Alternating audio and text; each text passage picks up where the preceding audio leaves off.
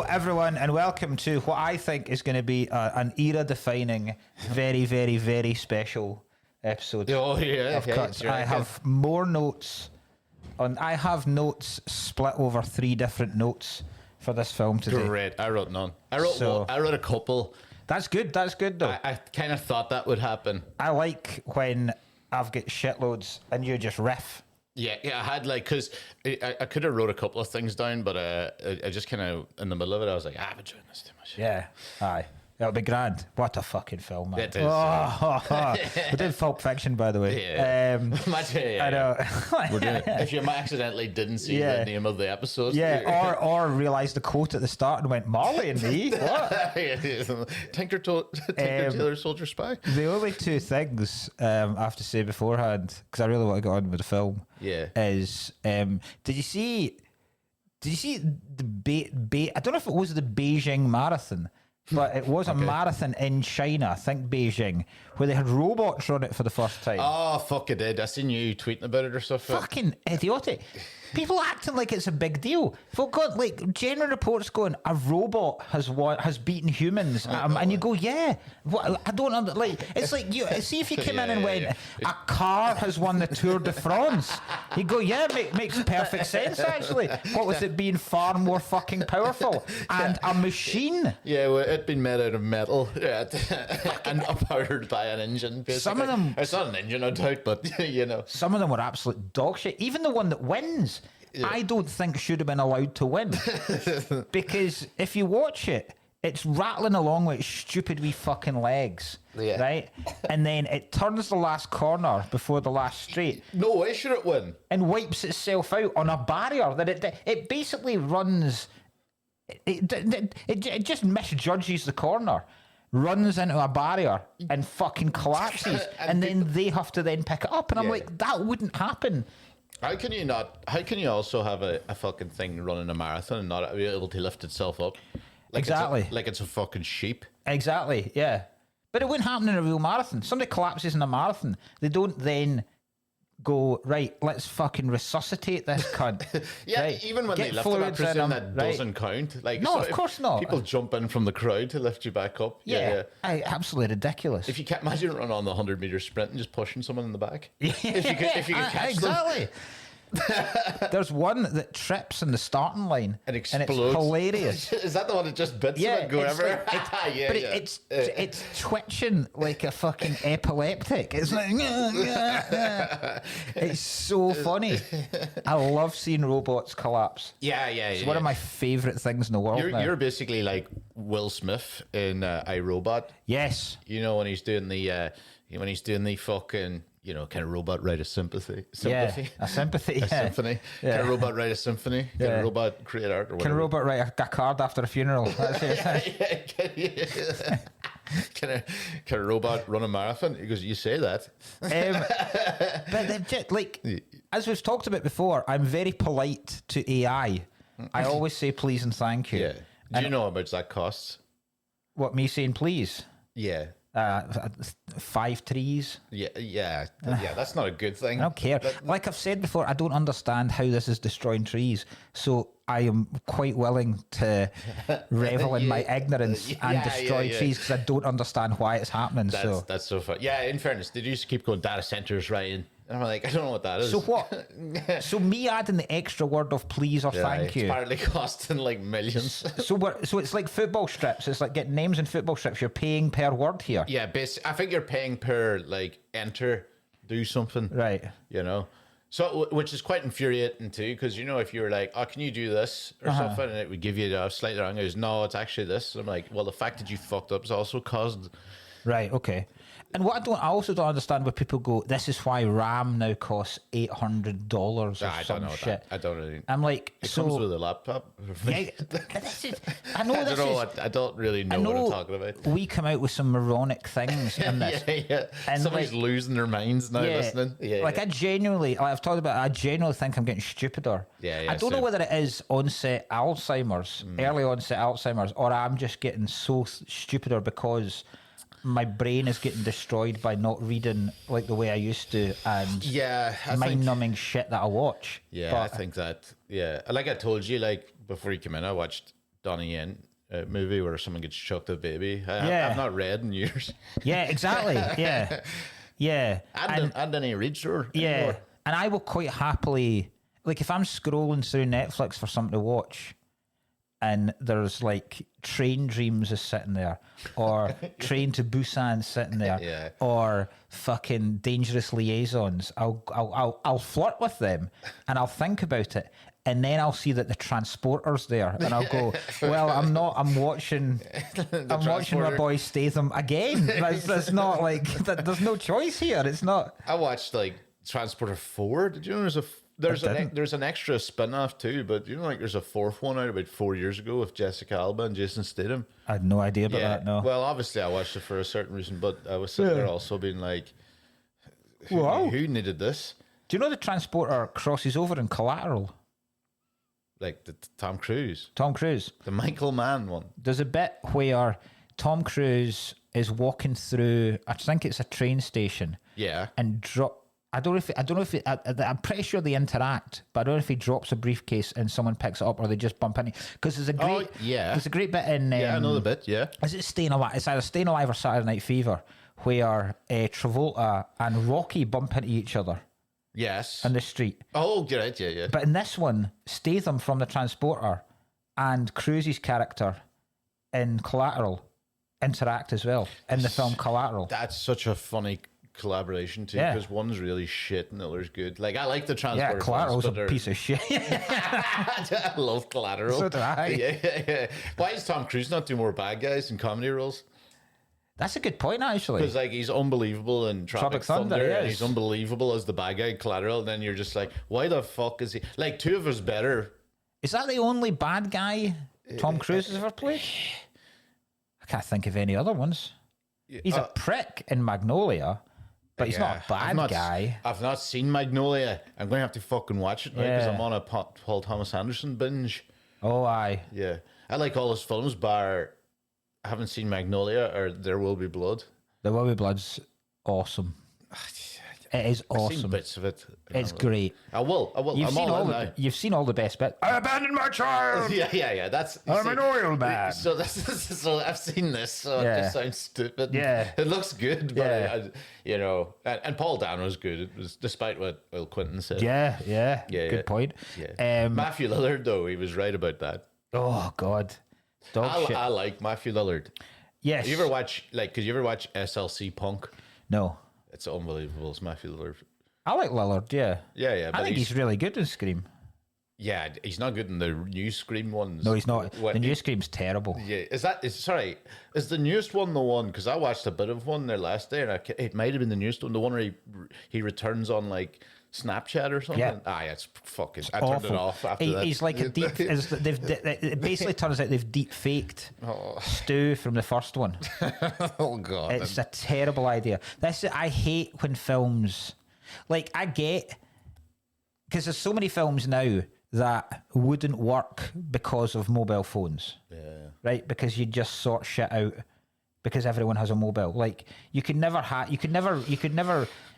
always find someone because you can track them by their phone or something like that. Or people can always get out of situations because they have the internet at hand. Yeah. Right? So I get that they need to be updated. I do not like when films mention modern things just for the sake of it.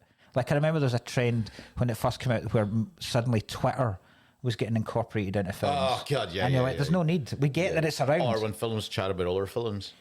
Oh no, I like that. Do you like I said, like when a film goes, like if you're watching Heaton and there's a scene like where they're having a meal and they're like, any chance you want to go and watch Thief in the thing, and I'm like, I know, I quite like that. I like that's Tarantino all over the shop. Like that's but that's the part culture that I fucking hate him for. That's an insane take. Right, but like, we'll get into the Tarantino stuff. Yeah, but it's like the thing. You remember? It's like Michael Jackson, the new Michael Jackson film. PG. Don't know how they did the sex scenes. but he's got an Apple Watch on apparently in loads of the scenes. Really? See that what the fuck? That's nonsense. Apparently, it's the one tweet I saw is real. There's some guy kicking off about the Apple Watch. As far as I understand, now I get when you make biopics, you can't do the full thing. That's why, like Peter Jackson is making the beat. You couldn't do a Beatles film and put in everything about the Beatles in one 2-hour film. So he's doing it, but I'm assuming he is. I don't know how he's doing it actually. I don't know if he's taken, because I know each film is going to be solely through the eyes of one of the characters. Oh, this is the Beatles, John, Paul, George, and Ringo. I thought you were chatting about Jackson still. I was like, the Jackson 5. No. That Tito film's going to be a slog, innit? Like Michael and Jermaine, I'm all in, but Tito, oh, Jesus. Jackson. So I don't know if he's doing it in terms of its different periods and he's going to follow the Beatles, or if they're just centering on like the Hamburg days. Okay, right. But But it's going to be, each film is from the eyes, the perspective and point of view of one of the different characters. So I get that you can't do that, and I get with like the Dylan film, you can't do the whole fucking Dylan. With Springsteen, you can't do all of Springsteen's career, so they just focus on him basically going through three albums. With Jackson, right? As far as, so first of all, I have now read this morning that, because it was getting terrible, folk were saying this is god awful, like this is genuinely one of the worst films you'll ever see. And then it had something on Rotten Tomatoes like 39%. And now Rotten Tomatoes has removed all of the fake and AI generated reviews, which apparently has meant, now this might be internet bullshit, apparently means it's the first film ever to have a negative score on Rotten Tomatoes. I mean, it's so bad. That's so good. I mean, I told you about my thing about biopics are nearly 95% shit. Yes, they are. That is just because there's very few people that have a story. That have had an interest. I think the same. He has got an interesting story, but they're going to avoid it because he's for the fans. Yeah, that's true. Yeah, they're going to avoid everything. But there's very few people. It's like they're not going to have the coming on the arsehole, the boy's arsehole bit that we all know about. Yeah, they're not going to. They're not going to have the systemic rape of Macaulay Culkin within a PG. Do you think John Lennon one's going to have him just decking Yoko Ono? Left, right, and centre. See, I don't think they go that far. Exactly. I don't think he ever. I don't think John. I don't think Lennon. I think that was his first wife. One was it? Yeah, Patricia Lennon, I think her name was. I agree with autobiographies. When I see people, I've seen comics that we both know release autobiographies, and I go, "You have not had any." No, I can't think of many comics, even really famous ones. Yeah. Like I don't. I don't think anyone's had an interest enough life as a comedian to have been. Do you know what I mean? Like, I totally agree. The only one I've actually enjoyed was Norm Macdonald's, because he lied. Yeah, well, but that's funny. He's doing that in a way. Yeah. But like, when you look at like Pryor, I'll go Pryor, right? Because he grew up and his mum was a prostitute, and he grew up in slums and basically grew up in a brothel, and then set himself on fire and all that. He's one that had an interesting enough life. Seinfeld? Do you own it? Has Jerry Seinfeld had an interesting enough? I'd rather read a book of Jerry Seinfeld just telling stories from being on the road and different gigs. Yeah. That's interesting. But I don't think Jerry Seinfeld's had an. Do you know what I mean? Louis C.K. Well, Louis C.K. would be probably quite an interesting book to read now from his point of view. Jerry's got a couple of the 17-year-old girls. Very true as well. Now you actually dig into it. The first two chapters are just all about hanging about outside of school. Kevin Hart. Do you think Kevin Hart has exciting enough of a life to have an autograph? Dennis Wise. Do you think Dennis Wise needs an autobiography? Tony Adams, yes. Sorry, when you first said Kevin Hart, I imagined Kevin James. Oh, yeah. It's like Paul Blart. Yeah. I heard a mad thing, a mad story. I saw Tony Adams on a podcast the other day, and he was talking about, because there's some mad Tony Adams stories. Yeah, it's so alright. Yeah, and so when he used to babysit his son, and his son was like 2, and he used to just leave his son behind a bar with publicans while he went out in the fucking Dan. So his son's now an alcoholic as well, just through osmosis. Through osmosis? It's incredible. That's fucking shocking. That's great though. My point about back in the day. Yeah, my point about the Jackson film is it ends with the release of Bad. Right. That's not where a Jackson film that everyone wants to see should. That'd be like if you released a biopic of Harold Shipman and it ended just as he left medical school. Yeah. Right. The main part of this guy's story is being ignored here. Yeah. So Yeah. No. Like, you can't just go. And then he made Bad, and everything after that was all fine. So I presume what the fuck? Yeah, that's going to be. So is that just going to be like Michael Jackson? What? And then he gets his head kicked in every day. You know, because it was not. It was the Jackson 5. I'm assuming they do the Jackson 5. So we're going to just do the Jackson 5. He fights through that, and then bang. Then he does Billie Jean, Thriller, invents the moonwalk, does Bad, does a Pepsi commercial, film ends. Yeah, becomes white, starts banging kids. See, but even then, when does he really start becoming white? After Bad. It would be after Bad in my head. Because I know in Bad he's definitely whiter when than he started pretending to care Thriller. about the world. Yeah. When he started doing a lot more. Yeah. That's when he became white. Yeah. When he put his chest out a lot more, we've been like... Do you know another cool? I can't remember what song it is. I don't think... No, it's not Black or White, because Black or White's got the scene where the montage. The montage of people just changing races. And that's the one... Did you see the same tweet I know? Is this about... Tyra Banks? No. Somebody put up that montage and he goes, fuck it. Somebody goes, you know what's always hated? I've always been annoyed me through time. You know the montage where people changing faces? Yeah. And he goes, how fucking annoying is Tyra Banks in this overacting? And everyone's doing like this, smiling like a fucking Colgate advert and changing. Ah, yeah. And then Tyra Banks is like, I didn't even realise Tyra Banks was in and that everybody's video. like, fucking bitch, Tyra Banks just ruined this. It's the film, it's the video for... They don't care about us. All I want to say is that they don't really care about us. He's rocking around the favela. The favelas, yeah. Have you seen that where they wouldn't allow him? They basically banned him from filming it because it was so dangerous. So they had to. Who directed it? Is that way? So they had to go in. I think he's got a fairly famous director as well. Maybe not. Spike Lee, right? Spike Lee directed it. Spike Lee directed it, right? What? Yeah. So Jesus. Spike Lee basically went in and they paid the local crime lord. And he provided protection for the video. Like, they were like, obviously Michael Jackson, there was always that thing like Michael Jackson and Mickey Mouse are like the two most recognised, and Michael Jordan at one point were like, you drop yourself into anywhere in Africa in the Sahara Desert and you show a picture of Michael Jordan or Michael Jackson, they'll know who it is because they're the two most recognisable faces in the world. And Mickey, is it just Michael? I think it's just anyone called Michael. Yeah, Michael Barrymore. Michael Madsen. Yeah. Oh, the pool guy. The guy that bombed someone to death in his pool. Yeah, of course. In Papua New Guinea, yeah, Barrymore. Yeah. We're huge fans of him here in Lagos. Fuck's sake. But yeah, obviously it's a big deal, and obviously it's such a crime-ridden place, the favelas. That's great. Spike Lee, the government went, there's absolutely not a chance you're doing this. We're not going to provide any police. We're not going to provide anything at all. In fact, we're going to arrest you if you film here. That'd be class. Big Spike rocks in, starts dishing out the readies to local crime lords, and they're like that. Fucking Michael Jackson, the moonwalk guy. Absolutely. We'll stop our trading for the day to be extras in this video. Yeah, that's great that they're all class. Absolute class. They're like, what about us? It's Morphin. One of them's a crime lord that's been gang raping piles of people all weekend. They're like, but you just...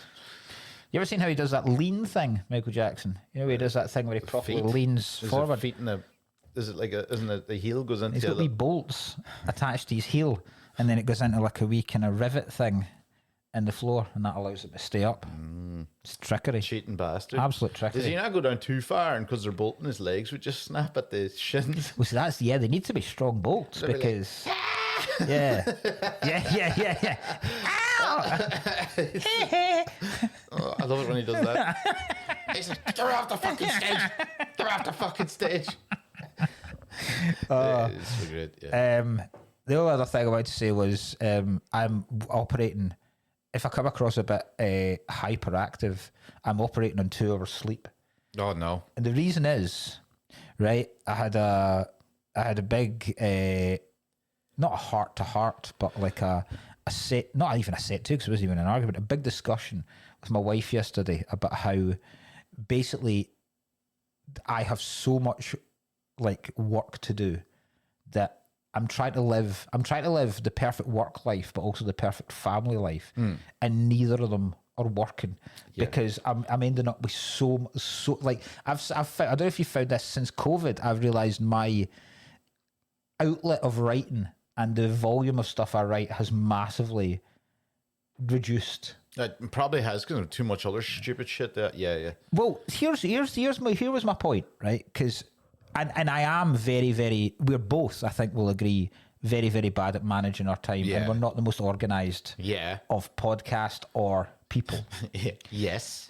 But my argument was, right, that I used to. So, and this is why I love this job. I used to. The primary part of this job for me was I would get up in the morning, I would write jokes and I would write routines, and then I would try them out. And that was it. It was a process of writing, trying, tweaking, performing. That was it. And then, so I never, but then I had an agent and I never had to worry about the admin and shit. At that point, most of your gigs came either by phone or by email, most of them by email. Now, I've never got a gig from a phone. You never get a gig. Nobody ever rang me when do you want to do a gig? Actually, that was early days for me. You would phone people and go. No, I don't think I've ever phoned anyone. It's only you never phoned anyone in your life. I don't think I've phoned. You have no idea how to work it. Looking at you, I'm fairly certain you tried to phone home once. Fuck off.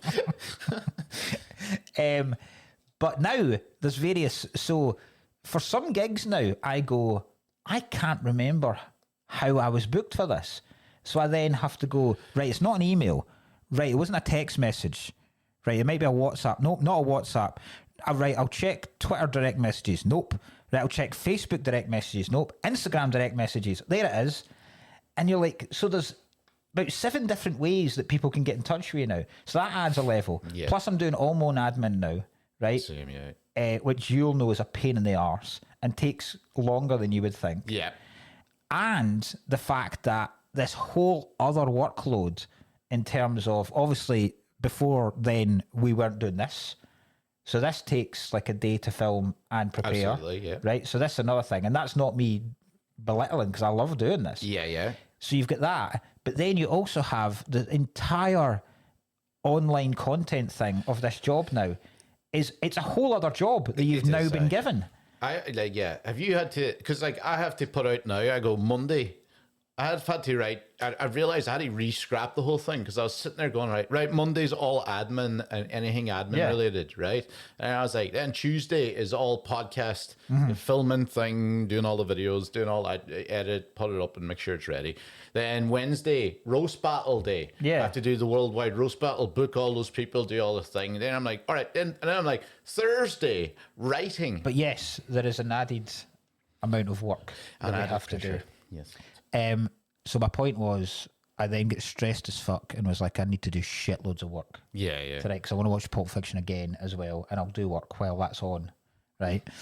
And so this is a long way round for this. I then was like, well, I'm not going to go into bed and wake them up because at this point my son has now climbed in as well. So I'm like, right, I'm not waking other people up. So then I went to sleep, and wee girl's ill as well. So she's got like fucking shit going on. So I was like, I'll just go in and sleep in her room. Right? We've now had a recurring problem in our house where there is a bird that has made its nest in the tree opposite our window, right? The same window in the room that we do the podcast, right? It keeps launching itself at the window. All right, okay. Right? Like all day long, just keeps flying from the tree, slamming at the window, and then it'll fly back, bugger about the tree for 30 seconds, and then wrap itself again at the window. And I'm like, I don't understand what is going on here. And then we looked it up, and apparently it's in a certain time now, or a certain season for birds, where they're either mating or they're feeling threatened or they have recently given birth and they have chicks and stuff sitting there. They see other birds as a threat, as if the bird is going to come in and try and take their territory. So these birds are so fucking stupid that they see a reflection of themselves and think it is another bird eyeing up their gaff. So what they do is they take a fucking dive bomb at these, what they think is an enemy, not realising it's their own reflection. And I'm like, I don't at what point... They're terrifying too. At what point does it realise though? Like why is every single time a new threat? Yeah. So There's an anxious bird there. But it doesn't do it if we close the curtains, right? So the curtains are closed downstairs because I was watching this last night in there, right? So obviously the curtains mask the reflection in some way. Yeah.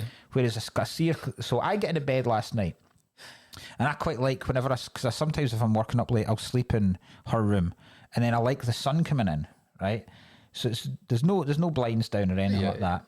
This morning at about, so I reckon I stopped finishing watching this and then I did another couple of hours of work. I went to bed about 3. Yeah. At 5:10 this morning, this almighty fucking dunt and this bird has now moved to the upper window. Oh, jeez. And is just launching itself back and forward. I mean, like a suicidal woodpecker, just going hammer and tongs, headbutting itself constantly. Japanese. I'm like, what? So that was me for the rest of the. I was like, well, I can't. It's such a funny thing to me. It's absolutely, because we have a massive window too in our house back in Donegal. It used to just, a bird would just hit it at It's full pelt in there. You're like, what? But usually it died. Yeah. But like, yours not enough of. This is the prop. There's not enough of a distance. Yeah, so it's not enough to kill it. So I think what it's doing is it's giving itself over the time brain damage, now it's but shock not every enough time. to kill it. Fucking bird. I reckon. What if the bird has just in for you, and you're reading up all these things and It's trying to get to me. It's just coming for you specifically. That would be a lot more interesting. Isn't it not like crows? Is it? Remember we were talking about this? Doesn't crows remember who you are? Like This is what your dad. Oh no, was it your dad could recognize a specific crow? He knows a crow from our local town. Yes. Yeah. Oh, there is something about. Is it crows hold a grudge? Yeah, if you wrong a crow, it'll remember and fucking do you in 20 years later.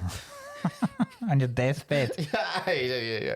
I was like, not him again. Yeah, you're Chipping lying on the window. You're lying on a lying on a life support machine. And you just see a doctor walk in, remove his mask, and it's a crow. Just his wing just flaps off the machine. It's like that, like in the Dark Knight when it's quite obviously still the Joker. He takes off the tiny one. It's quite clearly just a crow. The hospital mask just pointed out to a beak. Yeah, and you're like that. Oh, doctor. And he takes the mask off. Fuck's sake. Yeah. Right, let's get to the film. Aye, why not? Pulp Fiction. Now, I was wondering how we should do this, right? I've got some thoughts and some questions and stuff for you in a general kind of Pulp Fiction. And then I thought a good way is to take it scene by scene. Because I counted, there's actually only really about 12 scenes in this. Okay. And they are all apart from one really good. Oh, you have a bad scene? Yes, and I think you'd be able to guess which one I it is. think I have a bad scene. I would be surprised if you think it's the same. What's yours? The scene that I would just remove from the film. Yeah. Christopher Walken's. No!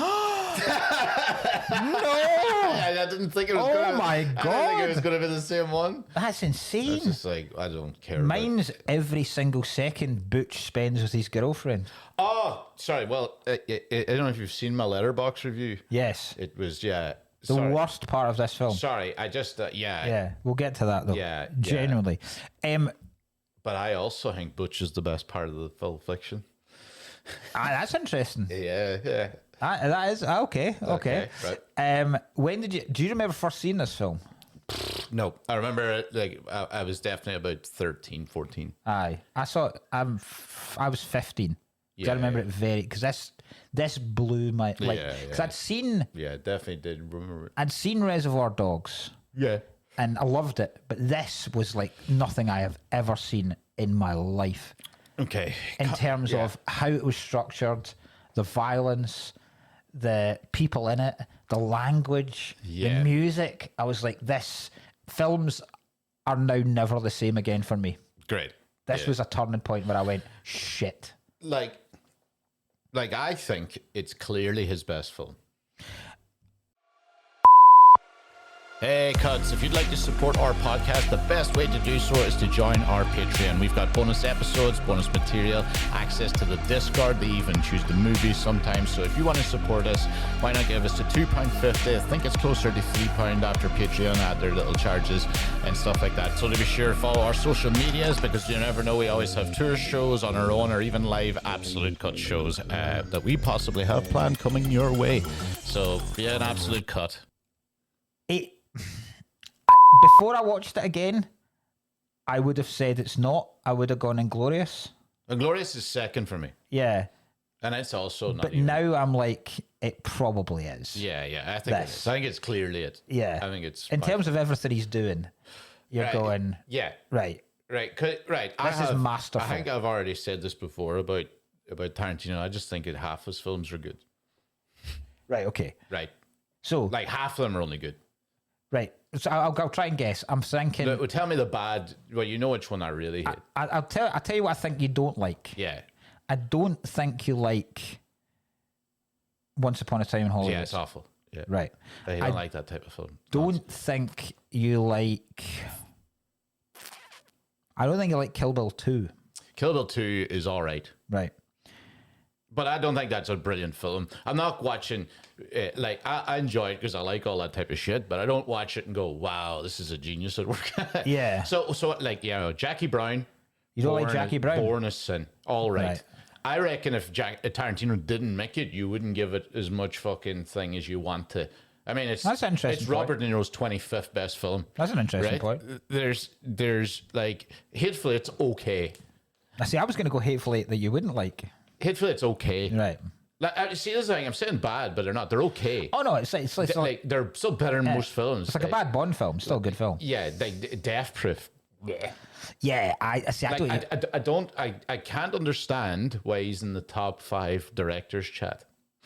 That's a mental thing to say. I don't really get it. Everyone has more bigger films and bigger films, but I don't think better films. He's only got about 4 belters, which is unbelievable. I'm trying to say this. He's written my favorite ever film. I'm trying to give him the kudos here. He has written True Romance as well. He is right.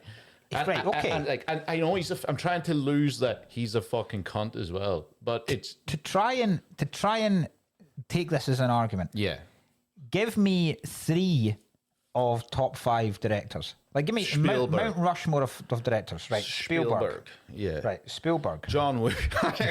No. Go, right. Even if you were to go like what?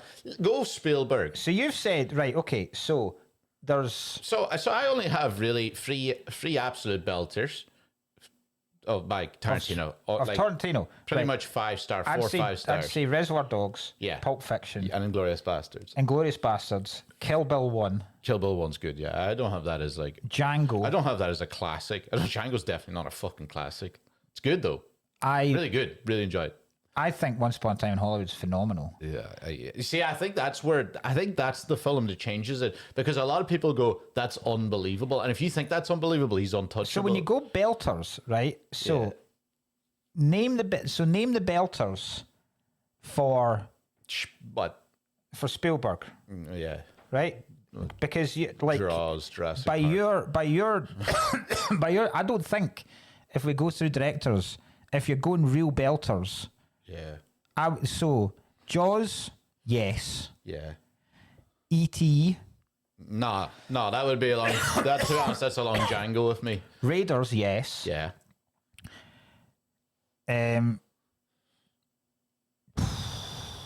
Jurassic Park, yes. Yeah. Schindler's List, yes. Yeah. Saving Private Ryan, yeah. Yes. I would also chuck Catch Me If You Can in there. I wouldn't, but yeah. Munich? No. Everything since Munich is... everything since Munich's not great. No, it's to not. be honest. It's not. I don't like it. Right, so say we've got 5 or 6 there. Okay. Right? Let's do Scorsese. Yeah. Oh my God, like a mile better. Like a country mile better. Right, okay. It's hard to say better because, like, again, this is like one of my favorite films. I just sometimes don't understand why he's in the top 5. Okay. Right. Because I don't think his hit rate's as good as people think it is. Right, Scorsese. Right, we'll go You putting Taxi Driver in as Yeah, easy. all-timer, Yeah. right? Are you putting Raging Bull in Put as it an down as his all-timer? all-time best film, yes. Right. Raging Bull, yeah. You've never seen Colour of Money. No. You're Goodfellas, obviously. Yeah. Cape Fear, No. Not Okay. good enough, but great. Casino. I'm trying to put ones bigger than yes, Aye. Casino, yeah. You think Casino's better than most of the Tarantino films? Yeah, it'd be his top 5. Gangs of New York, no. No. Departed, Yeah. Shutter Island, No.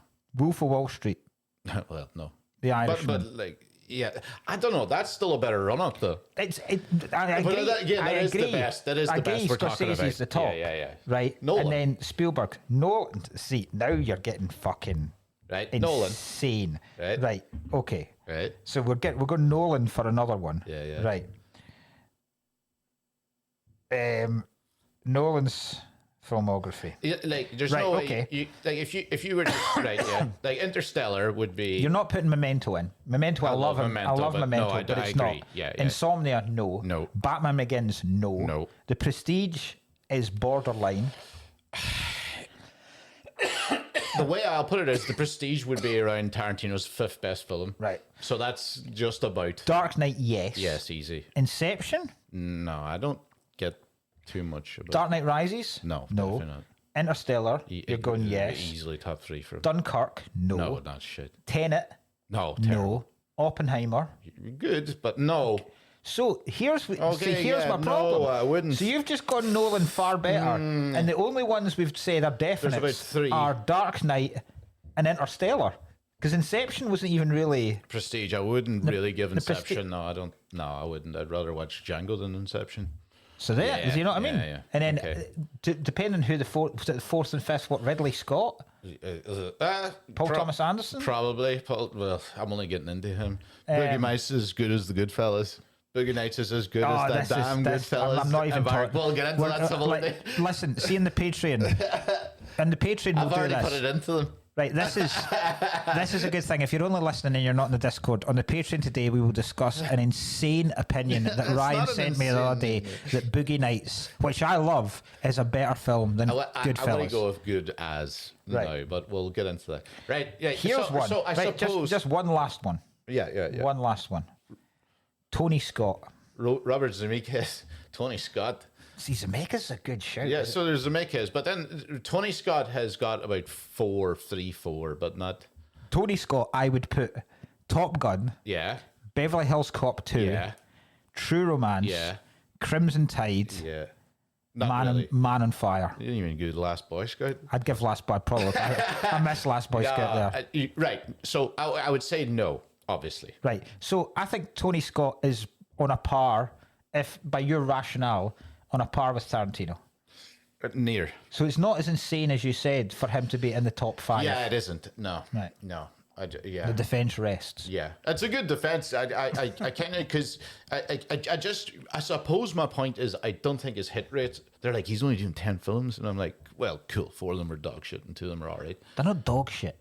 Right, even Death Proof isn't dog shit. It's pretty Death bad. Proof is still, you've still got Kurt Russell being cool as fuck Yeah, and that- proper but iconic. imagine You've got if- a woman. Imagine if Kurt Russell wasn't in it. Yeah. Imagine know. if anybody else was in that dog shit film. You still get a great idea of a film. I think it's A mum. stuntman that's a serial killer. I mean, I like fucking westerns, kind of. And so hopefully it was not A one. stuntman that's a serial killer whose weapon is using his car. Yeah, and oh god, That's a Jesus fucking Christ. great Then he went idea. and made another stuntman movie, and it was fucking boring as well. Right. That's where, in fairness, a lot of our opinions are going to come from. Most people like Once Upon a Time in Hollywood. I think it's dog shit. So what happens is you're just like, Because you're not intelligent enough. I fucking hate ode to Hollywood movies. Really? Straight from the off. Pretty much all of them are fucking gack. And like Babylon.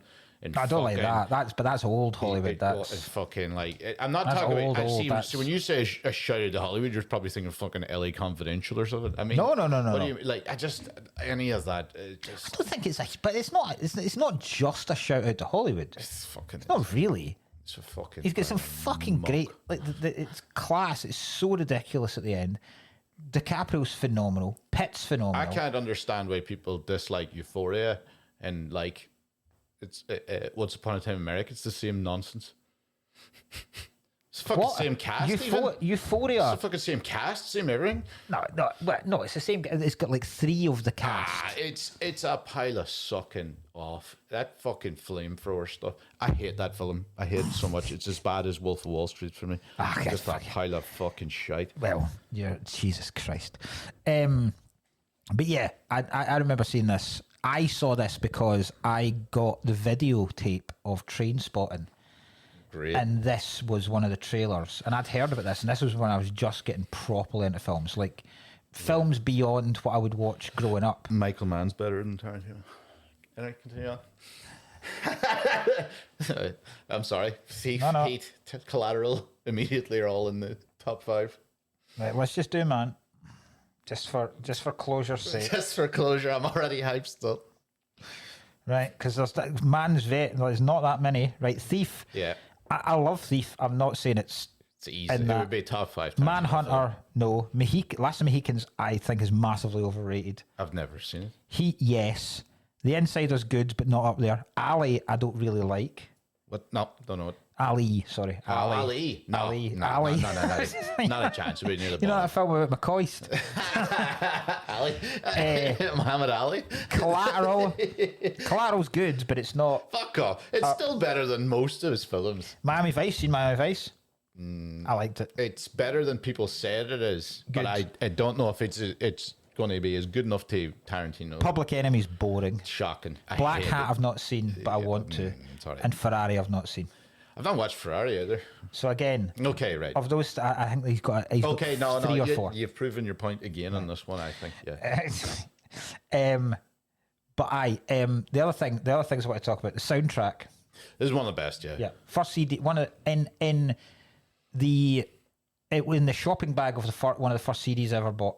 I went out when I was 15 years old, yeah, and bought this soundtrack. I bought Stanley Road by Paul Weller, and I bought Jagged Little Pill by Alanis Morissette. Yeah, belter of an First 3 CDs I ever bought. A real throw. No, it's not, is it? It's not. It's good, but I didn't expect it. No, that's what I would say. But yeah, this is just I've never. But I mean, perfect film, rare perfect film. Yeah, perfect soundtrack, perfect everything. Yeah, honestly, perfect everything. It's the use of like dialogue from the film is just even like well, your favorite thing in this the film's right. Like, what's your favorite song in this used? Good question. This I think the first time I watched it was always that Girl Overload one when she's in the house. Yeah, Neil Diamond cover. Yeah. It's probably Son of a Preacher Man, actually. Yeah, I was about to say is that when Ving's in the? No, when did Son of a Preacher Man play? No, I'm thinking of it. Marvin Gaye's playing when it's Al Green. When he's talking to Butch, it's let's stay together. That's it. Son of a Preacher Man's playing when Vincent turns up to Mia's to pick her up. Yeah. Okay. Perfect. That's amazing. I'd never heard the Chuck Berry song before. What? You never can tell. What do you mean you never heard a Chuck Berry song? I've heard a Chuck Berry song. I've never heard that Chuck Berry song before. Yeah. It's belter. I love that song. One awesome. Of my favorites, yeah. All the surf music I had never heard in my life. And then immediately went, how the fuck have I not heard? This is the coolest music possible. But then even like the Western stuff, got the flowers on the wall. It don't bother me. Yeah, it's so like you're just like this is fucking Willis singing along to it. Yeah. Captain Kangaroo. What about is singing out in this? In no lonesome time. Yes, Ricky Nelson. Yeah. Going down. I don't think there was a bit in it last night where I don't think. See when they first go into Jack Rabbit Slims and there's a Ricky Nelson impersonator singing on stage. I don't think the song is that song in the soundtrack. Down in the corner of 166. I really don't actually know that you said. I think that doesn't because the song. See the song when they first go into Marvin's. Not Marvin's. Marvin's guy. The drug guy. Maynard. Is it Maynard? No, not Lance. Okay. Lance is a drug dealer. Lance. Maynard's was Ed. Maynard's one of the rapists. That's his name, Maynard. Yeah. Okay. The song that's playing in that, where it's just getting whistled. It's like. Oh, can't even remember what that is. Down, now. Oh, it's not even catching Na, na, na, na, na. It's just such a different departure again. Like there's about I've never seen a film that has songs on his soundtrack from about 9 different genres. it. Yeah. It's insane. I can't think of any other film that mixes up decades and styles of music as much as this. Yeah. It's incredible, and it just slips into one another. It's perfect, yeah. He's always been good at Motown type of stuff. Yeah. But this has a fair whack. Even the, was it Miserlou? See, I'd never heard that in my life, and suddenly it's very much like the battle song. Is it Battle of Evermore or something like that? Whatever it's called, the main song in Kill Bill. Oh yes, yeah. I'd never heard that in my life, and it's dung dung dung da da da da da da. I was like, how has this never been? I'm sure it has been used in films, and he's completely lifted. Yeah. Because he does lift. He lifts entire scores. Yeah. From spaghetti westerns. Yeah. He just lifts Ennio Morricone and just sticks them into his films as well. He sticks. It's very funny. He does, because he does take all Ennio Morricone and uses them now, doesn't he? I'm pretty sure he's done 1 or 2 soundtracks. He uses quite a lot of it in The Hateful Eight. It's but just yeah, and he uses all that. Then he uses all the style from like Hong Kong action films. Then he uses like the whatever from not even Hong Kong. Then it uses a lot of like screen shots, much like I reckon Tarantino might be a Wu-Tang Clan fan, right? Because you know the way they use all the Shaolin Asian things. Tarantino just uses nothing but it. Mind you, most people now are trying to hate him, and they're like, "Oh, this fucking cunt just lifted everything from everyone." I'm like, that's not how it fucking works. I've got that in 2 points time. Okay, yeah, it's annoys the shit. But yeah, what I love is most to just finish about the soundtrack is he uses songs that have never been used in films before. Like Scorsese, Scorsese uses fucking Give Me Shelter in every film, right? Yeah. But Scorsese will also use songs that have been in other gangster films. Yeah, Scorsese will also use songs that have been in Vietnam films. Yes. You know, he'll use songs for the period of the time, regardless of whether they've been overplayed. It's like how many times is fucking down going to be used in a Vietnam film? Yeah. Do you know what I mean? That's Africa. Right. Tarantino, I've never heard any of these songs ever used in a film, and I've never used them since, because he's almost like he constantly finds them as well. They're so synonymous with those scenes that you go, you couldn't use You Never Can Tell on someone else, because you oh, that's the dancing scene from Jack Rabbit Sons. You know what I mean? You couldn't use Little Green Bag, because you go, oh well, that's the titles from Reservoir Dogs. So he just... You couldn't even use the coasters down in Mexico anymore. No, you couldn't. No, exactly. It's not even a famous scene. Not even a mad famous scene. So the soundtrack's iconic. The poster...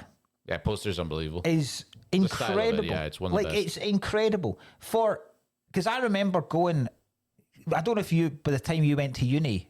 they still had posters. I don't know if posters still... I still bought them. But it was a big deal when you first went to uni and you moved into your halls of residence or your flat or your room. The posters you put up were very indicative of what you were as a person and what you were into. And there were very few people I knew that didn't have the Pulp Fiction poster. And it was always there when you go into HMV and go through poster racks. It's just phenomenal. The fact that she's not even... she's one of the main characters, but you don't meet her until about 40 minutes into the film. Well, probably less, maybe half an hour into the film. And then she's only in one specific story in the film. It's a completely different film to what you think. If you look at the poster, it's a completely different film to what you think it's going to be. It does, But it's just like perfect for... And the colouring, the yellow and red, you're just like... The colouring's perfect. This is unbelievable. I think all of it's brilliant. Just genius. Like, I don't know if... this is what I mean about... I don't know if it's just everything lands perfectly at the right time, or if it's by design. He's just No, I think he's too much by design. I definitely think it's by design. He's just very good. Yeah. Just every song's perfect.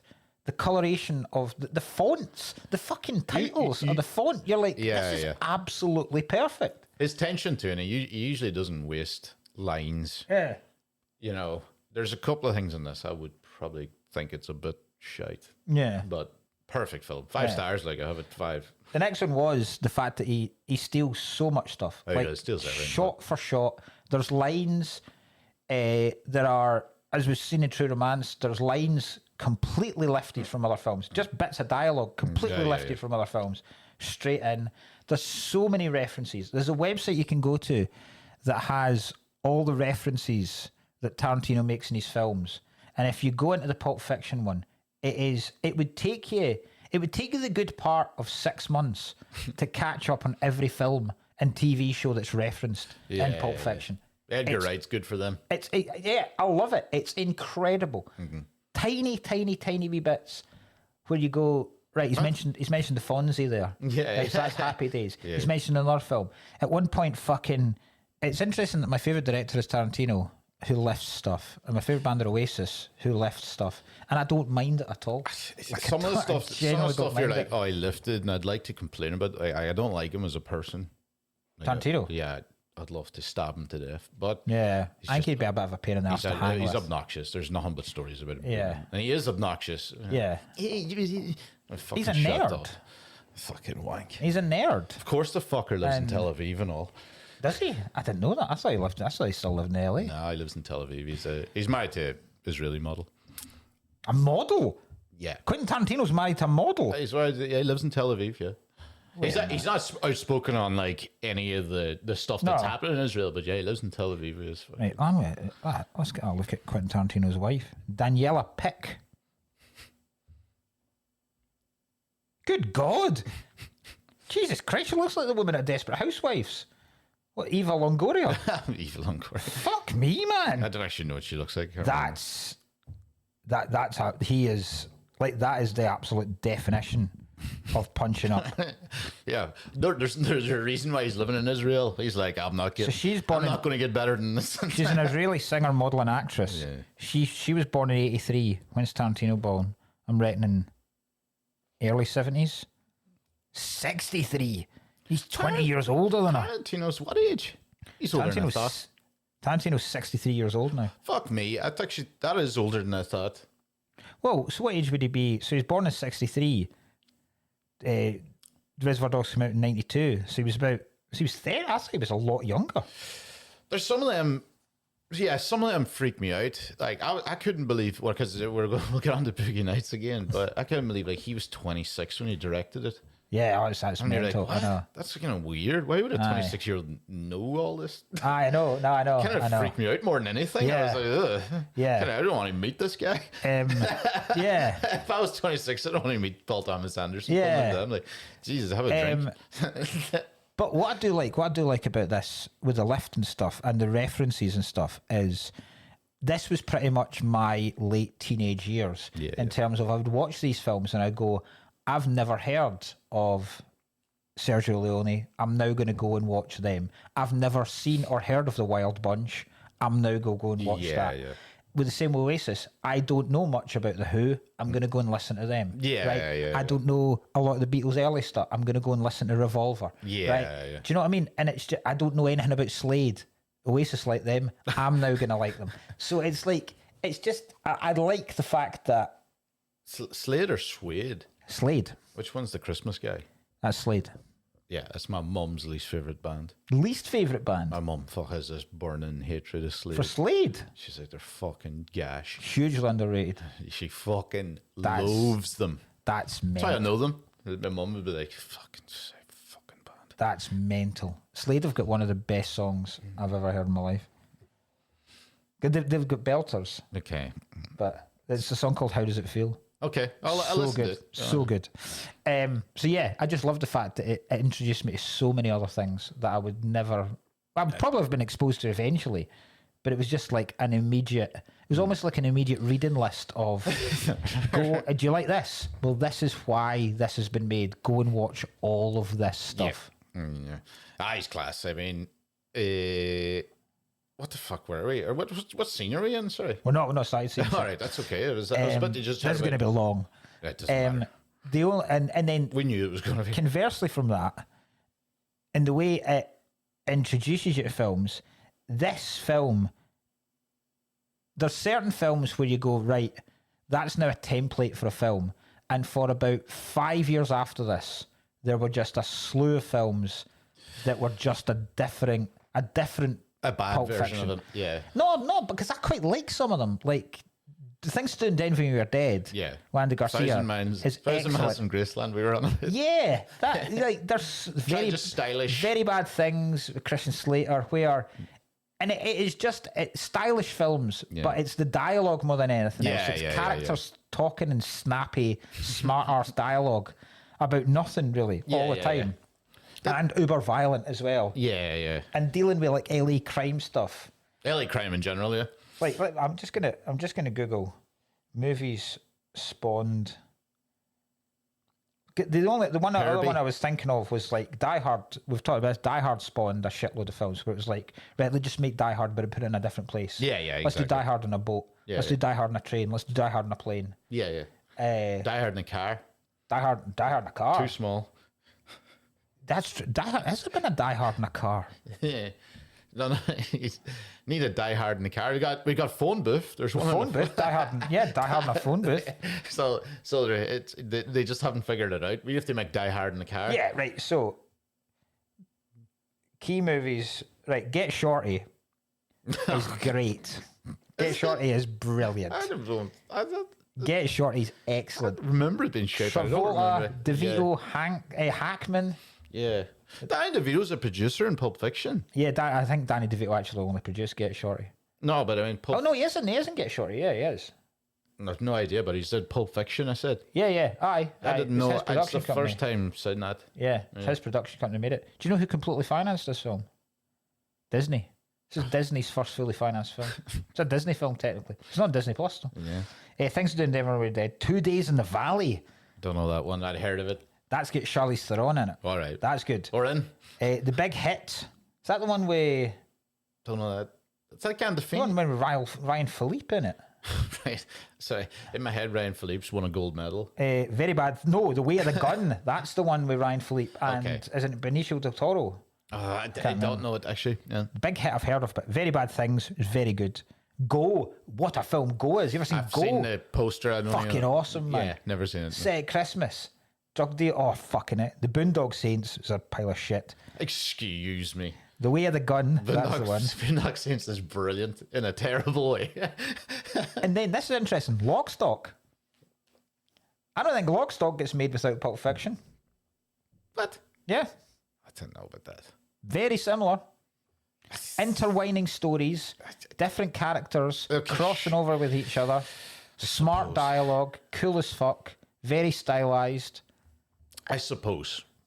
There's one. Guy Ritchie's got as many good films as Tarantino. Ah, shut up. Lock, Stock, Snatch, Lock, Stock and Snatch. The Gentleman's not up in that. And The Gentleman's not in the league of Lock, Stock and Snatch. No, it isn't, but it's still in the league of the middle ground of Tarantino films. After Lock, Stock and Snatch, there's very little of Guy Ritchie that. Somebody hasn't seen Wrath of Man. Very quick question.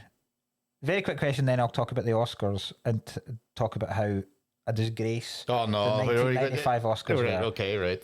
When do you reckon this film's set? Right, so I do have. I only kind of thought about this time because I thought it would be. I thought it was 90s because of a lot of stuff, but the cars. It's the cars because Vincent drives a Cadillac. Yeah. And you know the one car that made me realise the taxi that Butch Yeah. gets.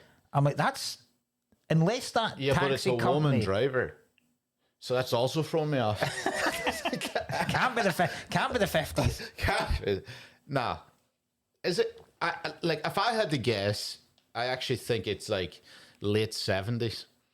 There's parts of it. I think, But I don't know. I think The gun throws me off. what gun? The gun that Vega dies by, but shoots Vega with. It's a weird machine gun, That isn't it? looks Yeah. class. That looks like too modern for Yeah. like an absolute fucking. Because there's the 50s aspect to it with the Jackrabbit Slims and the cars. Yeah, but that's also like a nostalgia. Yeah, that is nostalgia. Right. And then a lot of it feels like 70s. A lot of it looks like 70s LA. Yeah. But then when Butch goes to his apartment and he's going through all the back alleys and stuff like that, that looks very much like a Spike Lee Boys in the Hood type era Yeah. of film.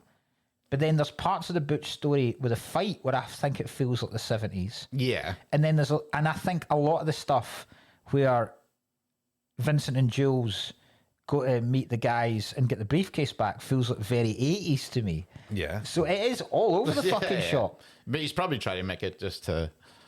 It's hard to tell, you know. Yeah. But a lot of the Pearsons as well. But then That makes it when he more goes to buy the heroin with Lance, that's very 90s. That's 90s. 'Cause Like that's almost almost like near 70s. you can imagine like him having Soundgarden on in the background and shit like that. Yeah. So, right, the Oscars, probably the most disgraceful Oscars Oh, here we go. I love it when we get into a good film when we're angry of about the all Oscars. time. Right, That's right. winners and nominees. Let's start with Best Picture. What do you think won? Do you know what won for Best Picture? So I'll give you the nominees, and then I'll tell you the winner. Right. So the other nominees were, I mean, it's a stellar fucking year. Like this might be the best. I think this is the Oscars I remember the most because I was a big Letterman fan. I loved watching Letterman. Big Letterman guy. I always loved Letterman. And this was the one where he did Oprah Meet Uma and all that kind of shit. Right. So, Shawshank Redemption. Okay. Nominated. Best Picture. Quiz Show. Robert Redford film. Very good. Don't know what. Pulp Fiction. Four Weddings and a Funeral. Okay. That's the outlier. Yeah. Great film, but that's weird. And then the winner, Forrest Gump. One of the biggest scandals of all time. That's a joke. How the fuck I was like, is Pulp Fiction going to lose to Shawshank? I was going to be mad, but to lose to Forrest Gump. But you'd understand it. Yeah, I would understand it a little bit more than fucking Forrest Gump. It's insane. Oh, It Jesus is Christ! genuinely insane. God, I can't wait till we do Forrest Gump. That's slaughter that pile of shit. What did Goodfellas lose to? I don't know. Dancing with Wolves. yeah. Again, okay. utter shite. Yeah. Okay. And then there was another one that Braveheart beat. What did Braveheart beat? Oh God, I don't know. Was this 2 years later? I can't remember. We don't have time for it anyway. So that's a scandal. Nominated for Best Director. Yeah, surely. Krzysztof Kieslowski for Three Colours Red. Okay. I've not seen any of those films. Robert Redford for Quiz Show. Tarantino for Pulp Fiction. Woody Allen. Or Bullets Over Broadway. Winner, Robert Zemeckis, Forrest Gump. I'm so mad. That's actually worse than the best film don't- one because that's even like more. I don't like, understand how you can't look at what Tarantino's doing in this film and go, there's been a better directed film than this last year. Ever. Aye. Yeah. Best Actor. Oh, right. Nominated. So who's the best actor in this? Because there's so much. It's basically all supporting actors, really. Who do they have as the So who would you say is the main actor? character in this? Butch. Would you? I'd say Sam Jackson. I'd say Jules. No. No? We're both wrong. We're both right. I don't know what it would be with screen time. Yeah, I mean, no. Ving Rhames, he's not. Yeah. No, he's not though. He's the not. boss, kind of looking down. Vincent Vega's, and I suppose a couple of them, but there is none. You would expect because it's Travolta for him to be the. But then Travolta, we'll get on Travolta later on. Yeah, but yeah. Like, so nominated Paul Newman for Nobody's Fool. Okay. Nigel Hawthorne for The Magnus of King George. Morgan Freeman, Shawshank, which I wouldn't say. I would say Morgan Freeman is a supporting Yeah, I actor. thought it would be Tim in that. Robbins. Yeah. Tim Robbins, yeah. Travolta as Vincent Vega in Pulp Fiction. Winner Tom Hanks, Forrest Gump. Oh, I'm so mad. Stop doing it. And plus, I don't know why Vincent Vega. I don't even know why it's Travolta, but yeah, It's just. But still, It's yes. ridiculous. But It's still, fucking ridiculous. That's so bad. Like, if you take Pulp Fiction out of it, Right, well- there is not a chance that Tom Hanks playing a mentally disabled person. Yeah. I will put this on record and argue it is far easier to play Forrest Gump than it is to play either Red in Shawshank or Vincent Yeah, it Vega is. in Pulp It is, Fiction. yeah. Far easier. Yeah. I don't think playing a mentally disabled person is that difficult. Yeah. Well, I mean, not don't. Forrest Gump because it's also a fake one. Yeah. It's a fake disabled guy, as in like it's not like a. I think when because you're taking away all subtlety. Yeah. The only subtle scene, the only bit of acting that is impressive in Forrest Gump is when he comes for the first time. when he's with the prostitutes. That's the only subtle bit of acting that Tom Hanks does in that film. Where he spunks in his pants because the prostitute's on his lap. That's the only bit. And Gary Sinise is... Lieutenant Dan's just sitting there with no legs, fucking hating New Year's Eve. I can't wait to see Forrest Gump. There's two more. Great. Best actress, best supporting actress. How does she not win? Uma Thurman nominated, doesn't win. How did she Gets not beat win? by Diane Weist in Bullets Over Broadway. I've not seen it, but there's no way. There's not a chance. It just refused. It's not a chance. I haven't it's as seen good it, and I'm as- already immediately writing it out Yeah. too. I'm like, nope. Yeah. Again, I don't know what Bullets Over Broadway is as a film. I'll never watch it. I can't stand that the Woody Allen? I can't stand Woody Allen films. But there is not a chance there is a scene in that where Diane Weist mimics having a heroin overdose. There's not a chance that is. Yeah. And then the last one is best actor, supporting actor. Gary Sinise, legless Gary Sinise as Lieutenant Dan. Paul Schofield, not Philip, Paul Schofield in Quiz Show. Chaz Palminteri in Bullets Over Broadway. Jesus Christ. Samuel L. Jackson. What's this Bullets Over Brothers? I know. Fucking flying. Samuel L. Jackson, Pulp Fiction. And then it won by Martin Landau and Ed Wood. Okay, right. Like, Fuck off. yeah. Fucking Tim Burton's Ed Wood. Shut up. Yeah, no. Fucking Samuel L. Jackson's incredible in this. Yeah. I've never seen anyone... It's probably his best performance easily. I've never seen anyone be a part in my life. Like, I've never seen anyone just incorporate a role in as much in my entire life. Yeah, he's brilliant. Yeah. You would forget it's... If you didn't know Samuel L. Jackson from other stuff, you'd just go, oh, they just got that guy in to play himself. Yeah. It's that good. Yeah. Yeah, fuck that. Fucking shite. Yeah, that was all disgraceful. Yeah. Right. First scene. Yeah. There's only 12. Okay, right. Some of them will rattle through. Yeah. First scene, opening in the diner. Tim Great. Roth, Amanda Plower, about to rob it. Right. I It's fine. don't like her. Yeah. She's meant to be annoying. I think she's very, very, very annoying. It's incredible how you watch this film. I mean, she's the second most annoying person in it. I think she's also shit as a robber. Yeah, I think they're meant to be a bit shit. She cracks too quickly. I think she's meant to be a bit shit though, isn't she? Because she's pure hype. Anytime he says something, she goes, "Let's fucking do it," and then something goes wrong and she shits it. Aye. No, I agree. The idea to rob a restaurant, good or a bad idea? Good. Do you think it's a good idea? Yeah. I've never because I worked in shops and you would have to turn over the till every hour and drop it into like the little safety deposit so it doesn't get stolen. Nobody fucking does that in a restaurant. I think it's good because of the wallets. And the wallets too. The idea to rob a restaurant, I don't think a restaurant's ever going to have enough money in its float to make it an effective robbery. But it's going to be more than a shop. It is. Be right. You're going to get more from a restaurant than a shop. Obviously not a bank. Yeah. If you could pull that off, but yeah. My problem with the robbing a restaurant is it's too open. Would you say too open's a good or a bad thing? Bad. Because if there's a lot of corners though, you can't see what's going on.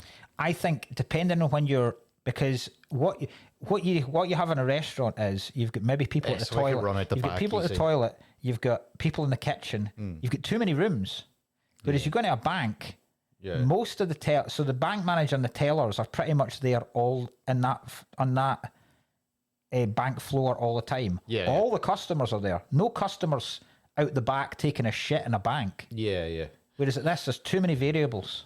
I think I would do it, like if I was robbing the bank, I would do it the opposite way. I would stand at the door, right? And I'd stand at the door and have them all walk out one by one and empty their shit. And they all have to leave. So you're escorting them out. Yeah, and they just dump it into a bag as they walk. And they're all in a big line, so nobody's saying, I mean, the police are going to drive by. But obviously the police don't exist in this film. No. I mean, that is my big critique about the film. No, you never. The police do not. Right, they don't turn up with a massive shootout in the middle of the street when Butch crashes. No. They don't turn up when there's executions happening in this apartment at 7 o'clock in the morning. Yeah. Over multiple long times. Yeah. Half the time they have enough time to do soliloquies and shit when not even a siren in sight. Maynard's pawn shop has been closed down years ago. Years ago. The police do not. I'm glad they don't exist in it. There's no need for them in it, but it is quite funny. Yeah.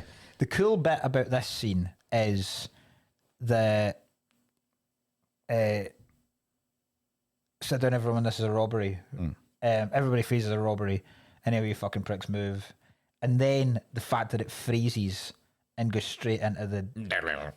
It's cool as fuck. Yeah, it is perfect. cool as fuck. And you're just like, right. I'm in. I'm in. Yeah. And then even cooler, and I've never seen this in a film before, is someone changing the radio and the soundtrack to the film changing. Oh, So at this point, you've not. It's just dark, and you just hear the crackling of the static of the radio, and then it goes into Jungle Boogie. Yeah. And you're like, fucking yes, man. Fucking brilliant.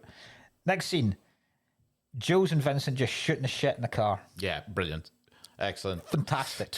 Perfect. I think they're both absolutely fucking excellent. Yeah. Like there's So funny. no notes. So funny. Both of them funny, chemistry, also specifically their own characters. Again, I laughed at this film, and I remember I laughed still when I watch it now. And I remember first seeing I laughed at this film a lot more than I do a lot of comedies. There are so many funny lines in this. So many funny lines. I found Lance very funny. Yeah.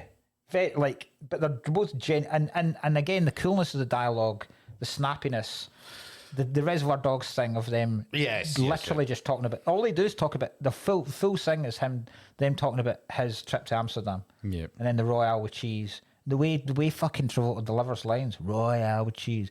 Bacon tastes good. Pork chops are good. It's fucking brilliant, man. Travolta, right? Big head, yeah. So the big thing about Travolta being What a head. massive head, It's all I can do when we do Tron Travolta. very greasy in this, Greasy. Yeah, he's brilliant in this. really greasy hair. Yeah. And I noticed this last night when I was watching it. Even though, so obviously he always wears a black suit, but it's not the same kind of black suit that Reservoir Dogs have, because he always has that kind of cowboy. Yeah. It's really thin string thing. I don't know what it's called. That kind of makes so. But I noticed, see his suit that he wears on a date with Mia is dirty. Like it's got stains on it all over the place. I like it. It's a very funny choice because he is supposed to be like stylish. Yeah. It's stylish, but not really. He Yeah. is greasy. He doesn't really look well. He's always fucked in heroin. Kind of like all over the place, and in a suit. So his suit is kind of reflecting it. But that, like, he is cool. He's cool as fuck. He's not like Jules. He's not straight edge as Jules, even though Jules is the one. He manages to be cool as fuck. But you like with that hairdo, anyone else isn't cool at all. Yeah. It's a shit haircut. Yeah.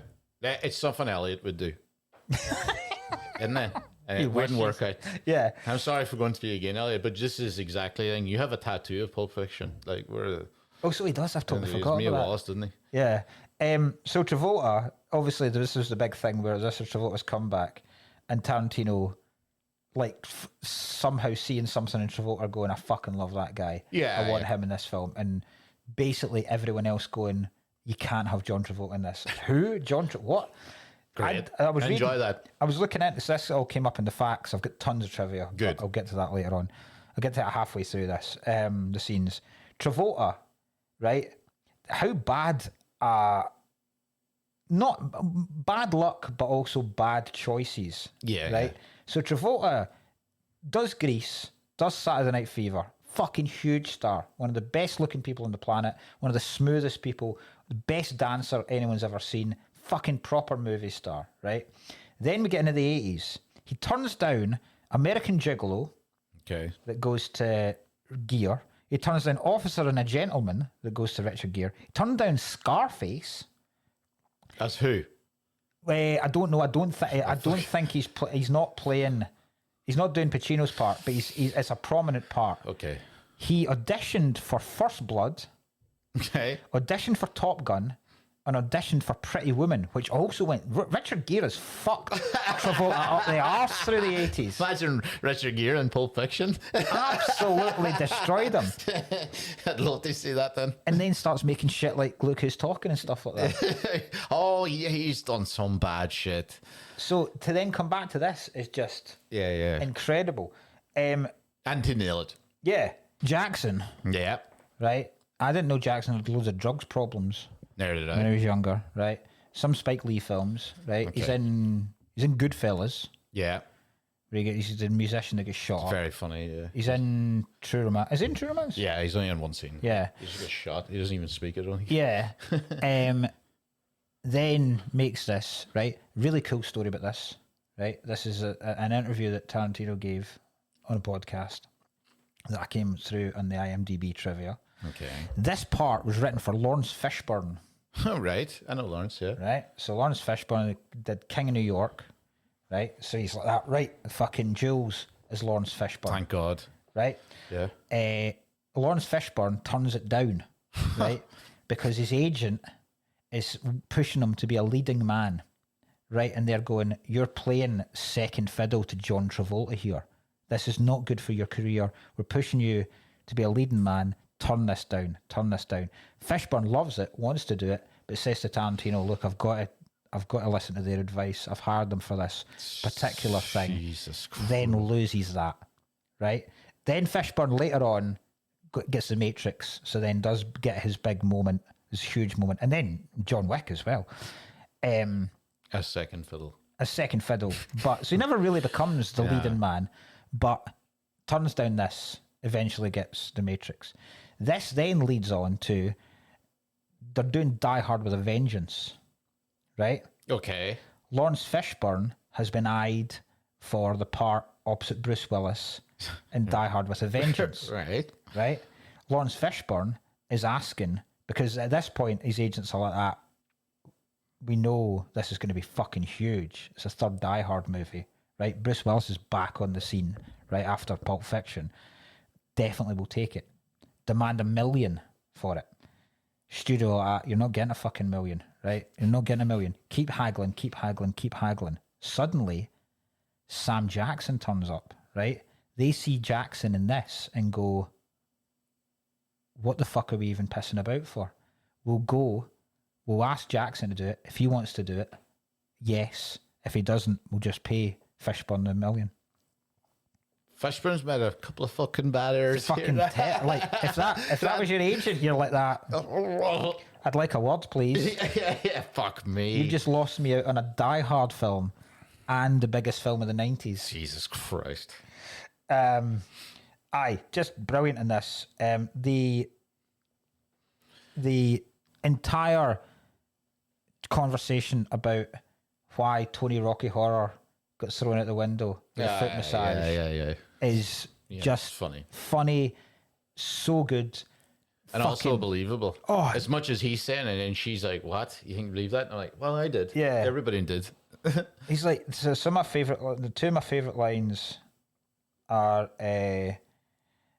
so yeah, he threw him off he had one of those greenhouses, went straight through the glass. Since then, he's kind of developed a speech impediment. And then when he goes, are you good at foot massages? Don't talk to me about foot massage. I'm the foot fucking master. I got my technique down. I don't be tickling and no shit. Yeah, he's too weird about feet that I can't. And then the fucking what I'm saying is it's the same ballpark. And he's like, ain't no fucking ballpark. Like, that ballpark. Touching a man's wife's feet and sticking your tongue into our holiest of holies ain't the same ballpark, even the same fucking league, even the same fucking sport. Yeah. Like, oh, this is awesome, man. That's another one of his fucking foot fetish things, though, that he's clearly got. Yeah. Yeah. He's just, I find two questions for you. Yeah. I find foot massages weird. Okay, yeah. I think I find feet quite disgusting, actually. I don't know if I had. Have I ever done it? I've definitely done it before. I've never given one. I've never had one. I've definitely given one before and had one for it. But I wouldn't be like, definitely wouldn't be like dying for a fucking foot massage. I think weird. It's fucking There's weird. more than anything, it just freaks you out. And they are a mess. I think when Joe says I give my mother a foot massage, that's the thought of me touching my mother's feet, the thought of me touching anyone's feet is disgusting. I hate touching my children's feet when I'm putting socks on. I think feet are the most disgusting. You're on them all day. Plus, it should be feet fetish. It should. It's not foot fetish. That sounds like you fancy people that only have one foot. It's like you're blowing your muck to Platoon every time. Like Heather McCartney. I don't get why it's called foot fetish. It's feet fetish. It's feet. You're in the feet. It's a very It's good never point. like it's never like it's either like somebody's blowing his muck onto a single foot. Yeah. It's feet. That's a foot fetish. That's a foot Yeah, fetish. he only likes the left. You have a feet fetish, Yeah, Quentin. that's a fucking great point, actually. And only a cunt called Quentin would be this obsessed with feet. Yeah. Other quick question: is it weird to ask another man to take your wife out? Yeah. I think it's bizarre. Yeah. I would say. Imagine if you came in. Imagine if I came in and you were just putting down like a 20 quid note. It's like, you didn't take care of me for a couple of hours. It's bizarre. I would say no immediately. I'd be like, of course, I'm not taking your wife out. What the fuck are you talking about? Because immediately, I'm like, are you trying to bang me? Who's trying to bang me here? Aye, exactly. Somebody's trying to bang me. Yeah. That's my first thing. It's insane. Are you trying to get this going? Like, This sounds don't- weird. Just let her. Just stay in. Like, I know I'm out. I know Marcellus is out of town for a while, but he's not away for months. Yeah. It's a couple of days. Just let her be bored. Or is it actually that he's worried that somebody's going to kidnap her? That's a good theory. Is that what it's actually he's saying? Even though he's like, take her out, she's getting flying. Is that what it really is? I don't, There is a theory online Okay. that it's a test of loyalty, and he does this with everybody, and that's why Tony Rocky lost. Horror failed, Yeah. and that's why he's put through the greenhouse, and Vincent nearly fails. Yeah, he does. Yeah. Yeah. Right, next scene, Big Kahuna Burger. Big Kahuna Burger. My yeah. favourite scene in the whole Got film. the cup there. Where is it? Oh yeah, Oh, where is it? I've got the Big Kahuna cup. That's somewhere here, anyway. Usually it's here. I think the best scene in the whole film. What? I think this is the best scene in the whole film. Big Kahuna Burger. I think it's fucking from this. No. Yeah. Okay. Just Jackson's the whole thing from them entering and him going chill, telling him to sit down, and he goes, "Let me guess, you must be Brett." Right to them shooting him, fucking insanely good. Dialogue, disagree, acting, phenomenal. But class, all right, perfect. Yeah. Like lines that me and my brother would quote each other. Check out the big brain on Brett.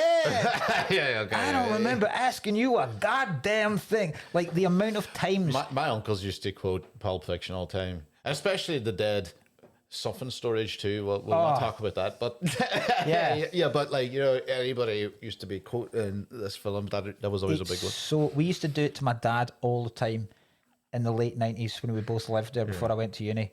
My brother would ask me a question knowing that I didn't know the answer, but my dad did. So he'd be like that.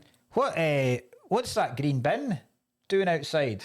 And my dad would go, "Oh, I've put in." My brother would just turn around and go, "I don't remember asking you a goddamn thing."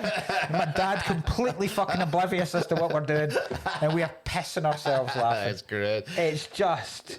By the way, that's another one. Do you not know the neighbors must be like, what the fuck's going on? All right. And it's only fucking Americans too to be fat enough nation to be ordering cheeseburgers at 7 in the morning. 7 in the morning. What? First, Why is it open? there's so much that's. Why? I mean, I guess they're visiting them at 7 in the morning for the element of surprise. Aye. But why are they all up? Yeah. Why? How have they? they've got the burgers. They're not waiting for the burgers. Yeah. They've They're ordered halfway them through it. and got home. So Big Kahuna Burger's opening early. Yeah. Unless it's a 24-hour bit. The burger does look phenomenal. It looks to too be good for fair. an all-night place. That's what I was That's very true. kind of like. Yeah. Either way. Yeah. They mention it. Yeah. It's like, Jules eating it. Jules' face always makes me laugh for some reason when he drinks the Sprite. The fact that he drinks it all, he finishes the guy's foot. That's almost the biggest slight. Rather than shooting him, that's the biggest thing. Just shoot me. Finishes the Sprite. The wee look. Even he's like, "May I have some of your tasty beverage to wash this down with?" And then shooting the guy, flock of seagulls. Yeah. Shoots him in the stomach. "Oh, I'm sorry. Did I break your concentration?" And then the whole, what ain't no country I ever heard of? They speak English in one? Say what again? I dare you. I double dare you, motherfucker. Just like, oh my God, it's just in. Yeah. And then that's a whole scene where he pretty much dictates the entire conversation. The whole. Yeah, he does, The yeah. amount of lines he's remembering and acting all the time, and he's still got this fucking Bible verse to quote as well. I was about to go, the mate in the toilet really fucking waited, didn't he? Aye. I mean, you would. Yeah. You would. That would be, but I was sitting there going, like, maybe the first shot I might pop in here in case you shoot someone else. He's also a dog shit Like, unless there is the divine intervention is a thing. He is a dog shit shot. Yeah. What I used to think when I was younger watching action films was, you know, like if they miss people down a narrow corridor with a fucking gun or a pistol or whatever, you'd be like, but sure, in real life there'd be a lot of, you know, thing and ricochet, and you're not used to the gun, so that would be realistic. And then you actually start shooting guns, and you're like, actually no. It's literally impossible to miss them two there. Aye, the close rangeness. It really is bad. And he only loads, what, 6? Aye, really, But then when you look at the bullets too. See, here's the thing about Jules's divine intervention thing. When you look behind him, it does look like 2 of the bullets have passed through him and hit the wall with the angle they're at. But that Ezekiel 25:17, the path of the righteous man. I used that. I Tarantino'd that and lifted that and used it. And when I did higher drama in 1996. Is your drama teacher like, Mark, you need to stop using the N-word? It's just taking all Tarantino bits. It's a what? Dead storage? What? Oliver? Yeah. But yeah, I used that. We had to write a scene. I can't even remember about what it was, but my scene was basically a stalker getting interrogated by the detective that they were stalking. Yeah, and you just lifted it. And the stalker used the Ezekiel 25:17 speech. I mean, it didn't make any sense whatsoever. I just thought it was some fucking cool shit to put in. Fairly certain I lifted some stuff from Usual Suspects as well during that. But it says here your character's called Kaiser Soze. Yeah, it's Oliver still. Yeah. You're taking too many liberties, Mark. You're just dressed as Doc Brown. Why at one point does he talk about needing a bigger boat? We're not even on a boat. What are you? Have you just taken all of your favourite films and put bits of it in? And then just Foghorn Leghorn. Here's a question, right? What? Why? I don't understand what business these 4 dudes have with Marcellus. It's just drug dealers, isn't it? Are they? So they're drugged. So they're selling his product. Yeah. And have they? But how have they? They must have either kept the money. But how have they come in? Coke. How have they come into possession of the suit of the briefcase? Oh God, yeah. Who knows? He might have been. He might have. Oh yeah. Have they stolen it from Marcellus, or have they? No, I don't know. That must be just a money thing that they fucked him with the coke and the thing. I don't know how he came into the suitcase though. Maybe it was just like, maybe he did steal it, or maybe. Do you want to do the conversation about what's in the briefcase now? Yeah. So the theory is it's Marcellus Wallace's soul. That's shite. And that's why he has a plaster on the back of his neck. Yeah, okay. He's basically risen to power by selling his soul to the devil. Okay. And that's where it's being kept. I think that's the worst thing I've ever heard. Right. I think that's really, you never heard that theory? I think it's really stupid. The other theory is it's the diamonds from Reservoir Dogs. Okay, right. But then it shines gold. Yeah, I have golden dildo. It's always golden dildo. Yeah, a golden dildo. Right. That's why Winterbolt opens it. Like, we happy? He's completely stunned. He's like, it's better than I could have imagined. Friends, we happy? Oh, we happy. Exactly. Once it starts becoming a dildo, it becomes very funny. It changes the film. Right. And then Tim Roth, is that what I think it is? Exactly. It's a dildo. I'm fully convinced. Yeah, it's fully convinced. It's a golden dildo. It's a golden soul. It's no soul. It's a golden. That's the big theory online. Tarantino's said he was like, I'm never ever going to tell anyone what it is. I just like the fact that he doesn't know. No, he doesn't know. Of course, he just made it. Apparently the prop is literally just the gold lining. The gold is the gold lining of the briefcase. Yeah. And they just put a light bulb and a battery in it, so that it's shone up because he thought it was a cool shot, and that's why. Yeah. Right. Next scene. Tax bill. In the bar, Marcel's bar. Maybe it's just the suitcase. Imagine he opens it. He goes, "Is that a gold? It's just a really gold cool gold lined suitcase. There's nothing in it. Is that gold satin? Ooh, what a lovely lining that is. Is that what I think it is? Maybe in LA in the 90s there was a massive shortage of gold satin. Next scene is in Marcellus's bar, Love that scene. He's talking to Butch. Colors are great. Talks about pride fucking with them. Right, I have a thing about this that I keep bringing this up, that Bruce Willis is a better actor than everyone pretends he is. I think he's good. Yeah, but I think like a lot of people have him pitched down as like a certain type of actor, but he's actually brilliant. He's I think he's one of the best in this film. I think he's top 3 anyway, easy.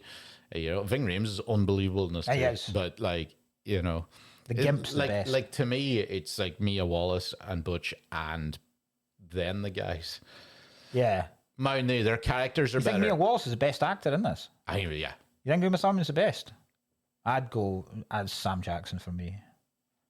Also, like, I mean, the problem is the film's fucked if any of them aren't in it. They're that good. You're so right, you're really picking like 10 out of 10 out of 10 out of 10. So there's no real right or wrong answer. I suppose we're just going by favorites because they've all clearly nailed it. Yeah. And I wouldn't say she's my favorite, but she's the most iconic. Oh, aye. Oh, in terms of female characters, her and Ripley from Aliens. Yeah. So he's telling him that's pride fucking with you, giving him a bung to go down in the fifth, throw the fight. They're going to make a shitload off the bookies, all this kind of stuff. You can tell Bruce Willis Butch isn't happy about it.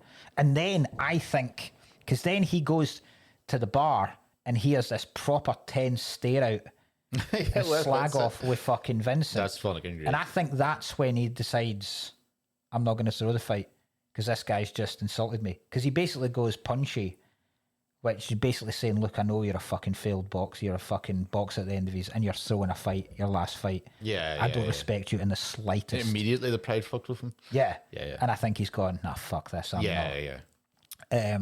But that's great. And then there's a theory online that when Vincent goes to buy the drugs and talks about a guy keying his car, that was Bruce Willis. Keyed his car on the way out.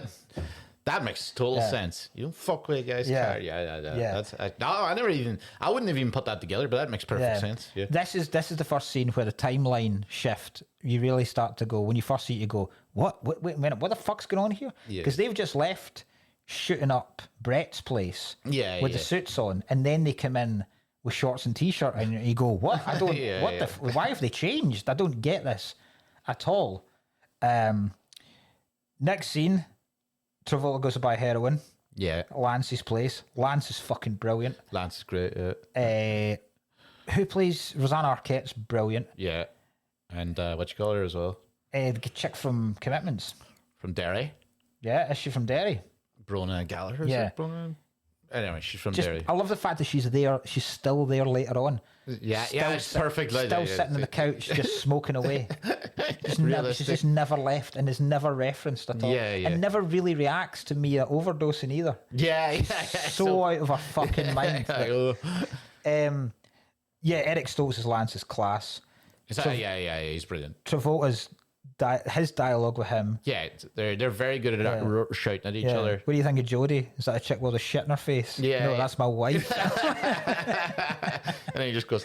Hey, $500 a gram of heroin. Yeah, I've never bought heroin. Seems excessive. Yeah, it seems like it's a tenner in Glasgow. Yeah, I mean, I know. And there's a lot of these things that you're like, this might be another one quite like the last movie, and I was like, they've never had coke before in their life. I can't tell if Tarantino must really, that $500. Well, I've got a bit about that in trivia. Okay, right. 500 grams. Because also I'm playing a $5 shake. I'm like, great, bargain. That does seem, I wouldn't bat an eyelid at a $5 milkshake. 500 grams for a gram, a gram, 1 gram. Like, I don't know how much heroin you put. I don't know how much heroin you burn up to put in a syringe initially. Yeah. But it seems like you'd go through a gram quite quickly. You don't be charging me in fucking yen here. You talk about 500. But it can't last that long because Vincent says, I'll take 500 of the madman and then I'll be back for more later on. Yeah. So obviously he's going, I'm going to rattle through this gram this afternoon. $500 right. I'm going to be back for another $500 of heroin, and he's still fucking gone about doing his job. I'm back for another grand's worth of heroin this afternoon. What the fuck? It's a bit much. Yeah. Lance should have a better house. If it's 500, if it's 500 yes, a gram. he absolutely should. Yeah. I love the fact that Lance later on, you just see him. I love the fact he's sitting eating cereal in a dressing gown, but I love the fact that he's just got that fucking tray and he's just got the milk sitting there. He can't even bother putting the milk back. He's just fuck it, I'll just sit the milk there. There's a really good thing on this. Okay. That when he goes to him, because again, nothing in Tarantino is wasted. Everything means something. When he goes, I don't have any balloons left. Do you want a baggie? And he's like, yeah, sure. That's the reason that Mia Wallace overdoses, because she thinks that's coke. Because it's in the bag. Class. Never Had it been in something else, she'd go, oh fuck, that's heroin. I'm not gonna mess with that. But the fact she genuinely thinks it's coke. The injecting scene, I still find horrible. Really? I don't care about needles. I don't like it going in. The breastplate. Even worse. I don't mind that. When the close up of it going into John Travolta's arm, I don't like. Oh, you don't like them? I really don't like the bit where he draws back a bit of blood into the syringe. I'm like, fuck that. Okay, right. No. It'd be great if he missed. What? When he stabs draws her. the blood and it's clear into her throat. Through the nipple. He's like, oh, Marcellus Wallace is going to kill me. How am I going to kill you? Here, he's like, it'd be better if he didn't tell anyone. Marcellus is going to look at her fucking left hip and be like, looks like a puncture hole. Here, Yeah. Mia. What did you get up to last night? There's a puncture hole straight in through your breastplate. Might looks like an adrenaline shot, you know. The maddest thing about this scene to me is the fact that John Travolta goes, "It'd be cool if I shoot up here," and he goes, "Hey, mi casa, su casa." He then drives. Aye. Again, never taken heroin. I don't imagine driving is the easiest thing in the world on heroin. No, it couldn't be. He's also planning on taking her out that Like night. this, I failed the test sober many times. Yeah, no. But he's planning on driving to take out his boss's wife, and he's jacked off his fucking tits. Yeah, I mean, yeah. It seems. Yeah, I wonder, does heroin make you horny? That's a good point, actually. Some drugs. Some drugs do, yeah. So I wonder if heroin, because that'd be a completely terrible idea, that he knows when Rocky's being chucked out of thing for a foot thing, and he's going to take care of him for him, and Uma Thurman's like unbelievable looking, and he's bringing up a thing of heroin, and he's taking heroin, and he's going out and he's driving around. I mean, he's taking a lot of risks. Yeah, he is. Oh, listen, we'll get to how good he actually is at his job. He is, yeah. Vince, because I don't think he is.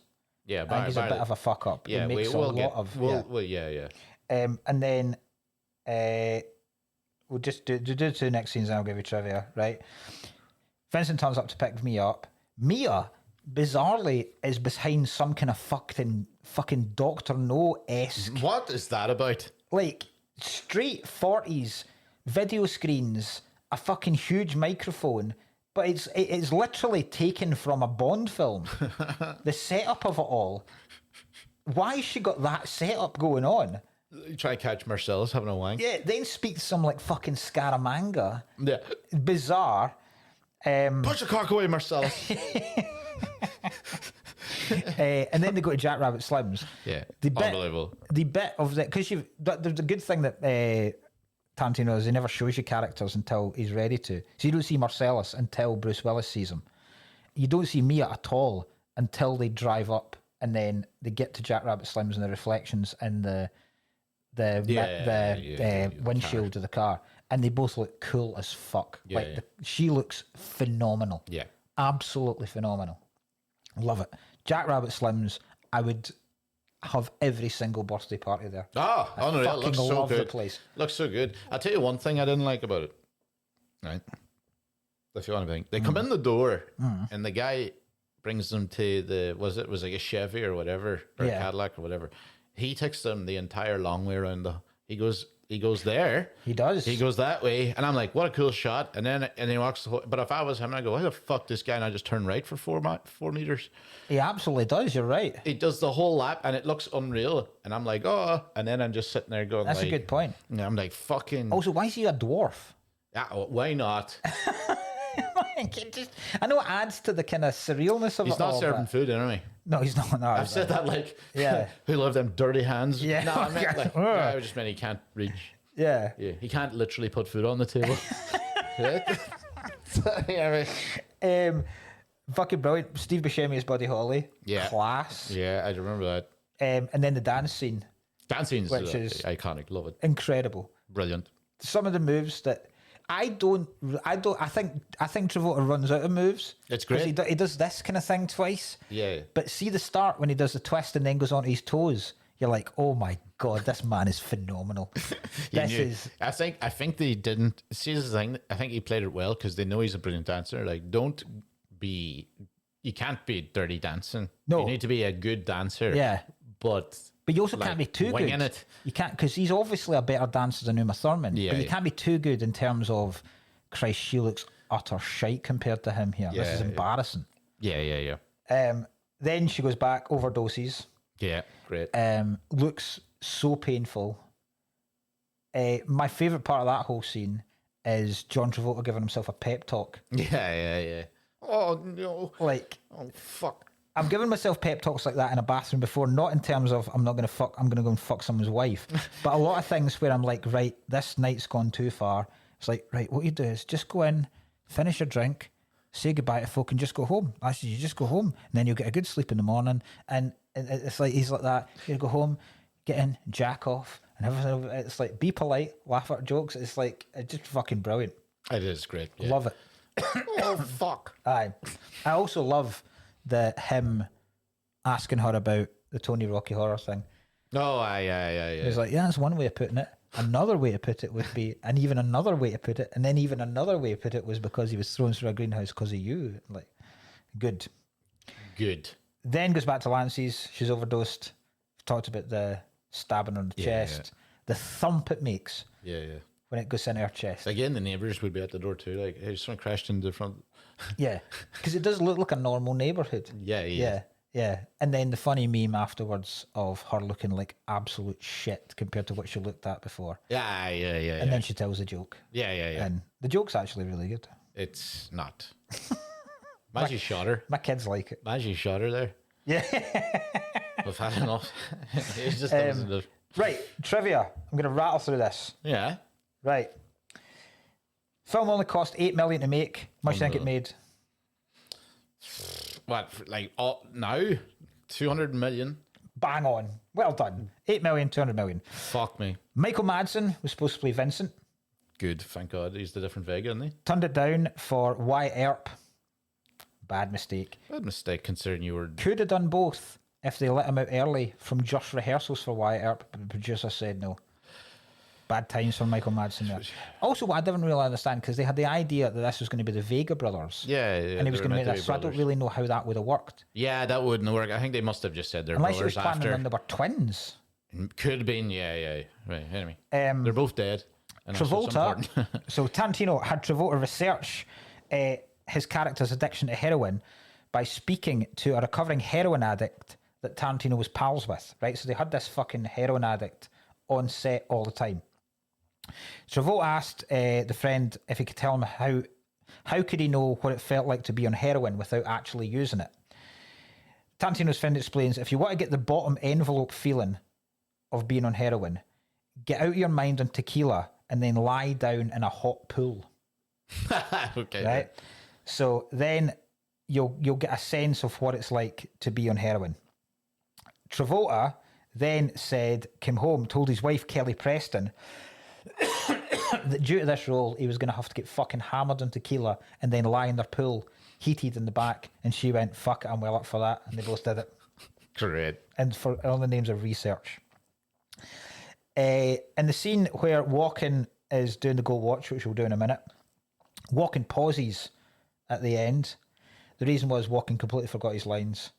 Tarantino just never did a take because he was like, that's fucking class. Great. Yep. The quote from the Old Testament is almost like Jules says it, but it's an amalgamation of different passages, and it doesn't run. And that guy did it, that politician. Yes, yeah. He did the wrong one. That's very funny. The cool thing about this is in Captain America: The Winter Soldier, The Wanker Soldier. when Nick Fury is standing at the headstone of his grave. The inscription on his grave is "The Path of the Righteous Man," Ezekiel 25:17. Great. Fucking class from Marvel. That. Mia's TV show, Fox Force 5, is technically Kill Bill. Yeah, you know that. Yeah. The Gimp. The reason we're doing this film, The Gimp. Stephen Hibbert is a man who played the Gimp. Stephen Hibbert is his name.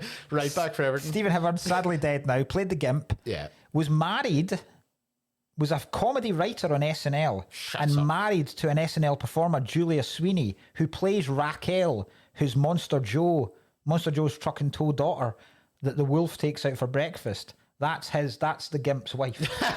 Fuck right? me. The Gimp had 3 roles in his life. Yeah. Right?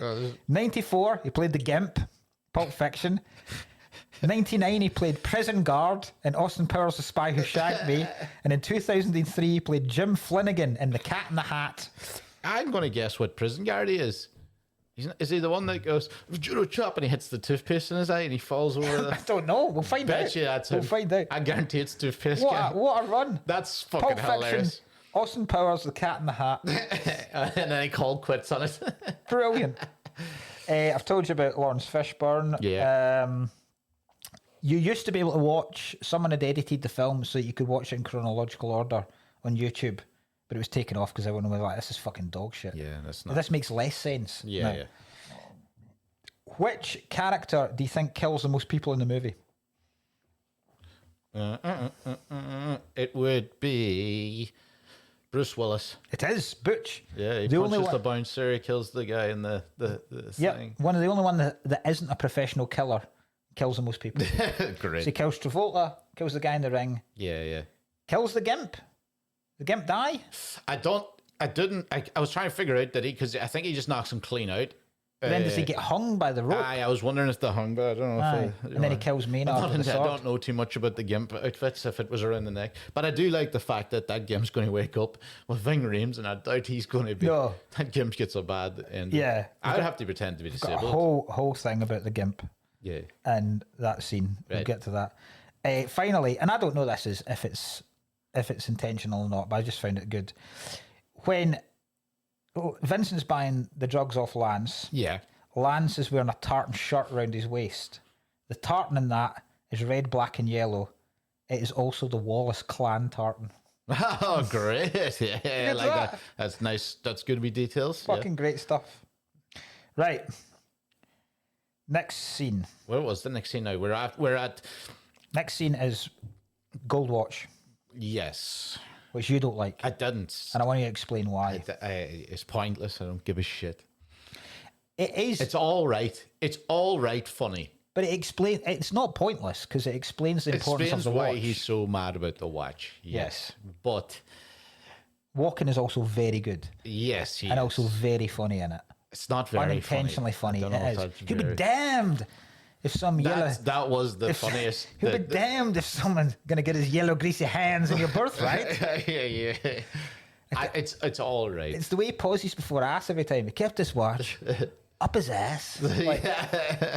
And what's funny is the fact that the kid's face is funny. The fact that his dad dies of dysentery because he's had a gold watch up his arse for 6 years. How's the watch in any way still working? Yeah. And how do you ever get the smell you think of two men's inner rectums for you 8 think years? It's in the gold? I think it's seeped in. I think it's seeped in. You could bring it to like one of those jeweler places and they look at it and they go, fucking... Yeah, the ass is a part of this now. I think it's a great. I think Walken's brilliant. I think it's a great. I think it's obviously not as good as his True Romance speech. Obviously not, but I also think what I'm saying here is if I had to remove a scene, it would be that. Fair enough. I had to. Fair enough. I think that's the scene I would remove. 2 minutes at best. Yeah, and it explains the watch. Next one, Butch wakes up, goes to the ring. Then gets in a taxi. he's killed the guy. I love watching this so Fucking much. killed the guy. He's my favorite character in this. He's so funny. He's like absolutely just fucking obviously leathered. The guy kills him. Yeah. Doesn't realize there's a runner. He's sitting in the taxi going, doesn't even know he's killed him. Yeah, but he's played it so smart because the rumor that Marcellus is throwing the fight, the rumors got out, which meant that Butchie's odds have gone through the roof. He then lobs everything on with multiple bookies. And then he's going to clean up, but has fucked his entire life now because he's on the run from, I'm assuming, one of the biggest gangsters in LA. I think, yeah, definitely, yeah. And then like, I think the fact that I think he plays everything very funnily. Bruce Willis, in its very thing, and it's very kind of calm. But he's also not calm, but also he can't help walking straight into the danger. Yeah, because he has to get it done. He's kind of like Neil McCauley in Heat. Yes, where he's just like fucking. Yes. I'm going to go fucking get there. And he goes, well, there's going to be people there. Won't they be looking for him? He goes, well, we'll fucking find out. Yeah. But he's like, there's nothing stopping him. He has to get the fucking watch. Yeah. I suppose the watch wouldn't be as, I get it, I suppose, because his motive for getting the watch, you'd be like, he doesn't like this watch that much. But once it is a funny setup scene, I suppose, yes, it is needed now. The sexual chemistry between him and the taxi driver is far superior to any chemistry he has with his shit girlfriend. She's like obviously a nightmare too at the same time. As much as funny, if I was in a taxi though with this person, I'd be just like, shut up. Yeah, stop at. Yeah, why are you being so fucking? He says at one point, you're a weirdo. Yeah. But tell me what it's like to kill a man. yeah. I get that all the time. Tell me what it's like to kill a man. I don't think I'd have left the taxi. Why? I did because I knew what nightmare of a person I was about to walk into in the hotel room. In the motel room, I'd have been like, do you know what? I've changed my mind. Swing past my place. Oh no, because at that point he thinks she's taking the watch, so he had to go in. Yeah. If he'd have known about the watch, he could have just gone, swing past this place. I'll pick up a watch, and then me and you. Live the rest of our life, Esmeralda. Esmeralda, is that Esmeralda Villalobos. Villalobos, Esmeralda Villalobos. What's your name? Butch. What does it mean? I'm American, honey. Names don't mean shit. It's a great line. Yeah. Esmeralda Villalobos. Was it Villa? Villalobos. Yeah, I don't know what his girlfriend's name is. Nightmare. Fabian. It's a terrible name. Her name's Fabian. I don't know where she's supposed. I'm assuming French. I don't know where the fuck she's from. She's so shite. Yeah. She's borderline simple. Yeah. I hate it. I hate this fucking. It's like I can't tell if he tried to make a character that was quite like dainty and frail but try to make it likable in somewhat or make it cute. I actually don't know.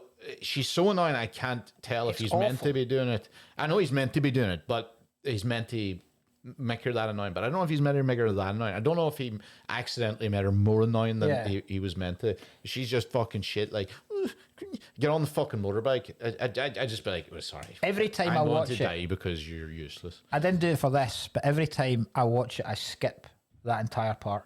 I'm just like, just get to the morning, look at him exploding. I'm like, I find all of it so uncomfortable. I find that she's like a child. Yeah, she speaks like a baby. She has fucking pancakes for breakfast like a child. And want pancakes, blueberry muffins for. Shut up, you fucking idiot. Yeah. And then Howie doesn't go fucking ape shit at her with a watch. Like, he kind of does, but then I would have, honest to God, I'd put her through a fucking window. Yeah. And when she doesn't get on the fucking bike, I'm like, get on the fucking bike. I'm gonna kill you. The whole fucking scene where they're talking about him going down on her as well is so yeah. I think it's the only time I've seen in a Tarantino film where he writes sexual dialogue. Yeah, he can't do it. He can't. It's uncomfortable. Yeah. The only thing he ever has sexual is feet. Yeah, I find the male rape scene in this less uncomfortable. Hot. I find it more palatable than the scene where he goes down on her. Yeah. The fact that he says, "Will you kiss it?" Who the fuck speaks to who speaks to their girlfriend? Will you kiss it? What? Will you kiss it? Only after you've done me first. if he'd have known about the watch then, there'd be no fucking... No sticking his tongue in their holiest of holies. No fucking tongue-lingus for you. Yeah. Not even tongue-lingus. God, she's annoying. Cunnilingus. Just a fucking Tongue. simple baby. Yeah. Fucking annoying. Just straight up annoying. I don't know how he hasn't actually killed her. Get her to fuck. And also, after the watch, once you get the watch, you're like, well, I'm not going back. I don't need any of this. I'd like to perpetrate violence towards women. And say that I hope that she died the whole way through that badly. So then he has to go back and get his dad's watch. Yeah. Big shout to... Love this scene. I love the scene where he's walking up to the place. Yeah.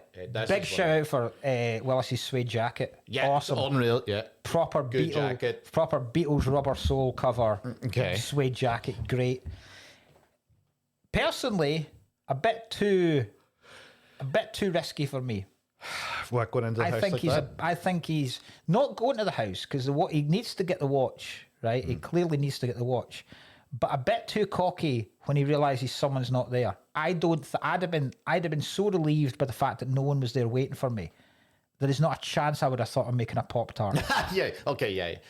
I think they're just going to say he's had a day. He's Two like, lakhs. fuck me. 2 lakhs. Yeah. How do you not see the gun too? Yeah. Making the Pop-Tart. He does, but like immediately. Yeah.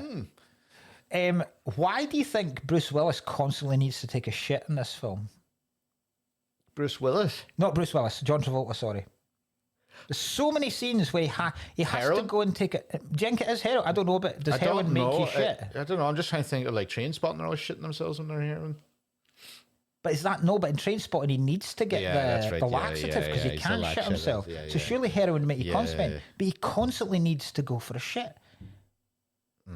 Don't know. He needs to go for a shit the minute he goes to Mia's house when they win the trophy. He has to go for a shit in the diner after he's been eaten. I was about to say shooting up, but he actually was shaking shit. Aye. He has to go for a shit in Bruce Willis's place. Yeah. There's a lot of shitting from John Travolta in this. It's his downfall. Do you think he's like as well, like, doesn't she say he's like, you're an Elvis guy to him? Yeah. Is that why he dies on the toilet? Oh, no. Is that a theory? Ryan Cullen, yes. I've not heard it, but that's fucking great. That could be good. That's excellent. That's my little take. Is that why he dies on a toilet? That's really good. Oh, ho, ho, ho. Now we're cooking. Good way to go. So, yeah, shoots Travolta. Very funny. Yes, blows him away. Yeah. Absolutely blows him away. Again, much like I said, good movies have a good gun. Yeah, good gun. Never seen a gun like that Never since. seen a great. Violent, but silent. Yeah, it's very silent. Maybe that. Do you think it's just an Uzi with a massive silencer on it? I think it's just it seems like it is just an Uzi with a huge fucking like. Because it just goes. Like, it's kind of like the only gun that I've seen close to it is No Country for Old Men silent shotgun, but that's a shotgun, but the same kind of blast, but with a. But then that questions why take that silenced Uzi to Bruce Willis's place and not for the young but boys. Not for Brett and his pals, because they fucking unload on them constantly at 7 a.m. Yeah, great though. So then he's driving away, got the watch, driving away. Marcellus Wallace is crossing the road. Why Marcellus Wallace is out buying himself donuts? Yeah. When you're essentially Kingpin from Spider-Man, can't let his girlfriend out, but why the fuck are you doing your own coffee and donut run? Like, why are you even seen in public? It seems insane for him to be out buying donuts. Yeah. I mean, I suppose it's singer believable, but also you're like, maybe a guy with him. And then you get a shot directly lifted from Psycho, turns around, motherfucker, runs him over. Marcellus Wallace, being a huge fucking guy, doesn't even flinch by the fact that he's been run over by a car. Bruce Willis, his nose is all fucked up. Shoots a woman. That's one of the funniest bits. It's the funniest. Imagine being that That's so fucking funny. It's even funny the fact she's got white shorts on. I don't know why it's so funny. It takes a stray bullet to the thigh. It's so funny. Like, what the fuck? Trying to help a guy in a car crash. Yeah. And then we get into the pawn shop. Yeah. He's... Now, there is a lot of bad luck happening. The fact that he comes out, forgets the thing, the guy's in there, lucky there, bad luck that he managed to walk into the one guy who's going to kill him, bad luck that he strangles in and fucks into like a Nazi rape thing. Yeah. You know. Yeah. Yeah. punching fuck at Marcellus. Yeah. That's pride, fuck. You feel that, big boy? That's pride fucking with you. Stings, don't it? And then he's going to blow him away. It's so funny, but it's like cover his fucking splatter. Yeah, he does. Yeah. He's trying to get his splatter. It's great. And then Maynard knocks him out. Yeah. But at this point, Marcellus Wallace is passed out anyway. Yeah, he's and fucking then he pieces. gets, he goes, he said, Sparrow's caught a couple of flies. Then, from here on in, if you had given me 1,000 guesses, I would never have predicted what happens in the next 5 minutes. Okay, yeah.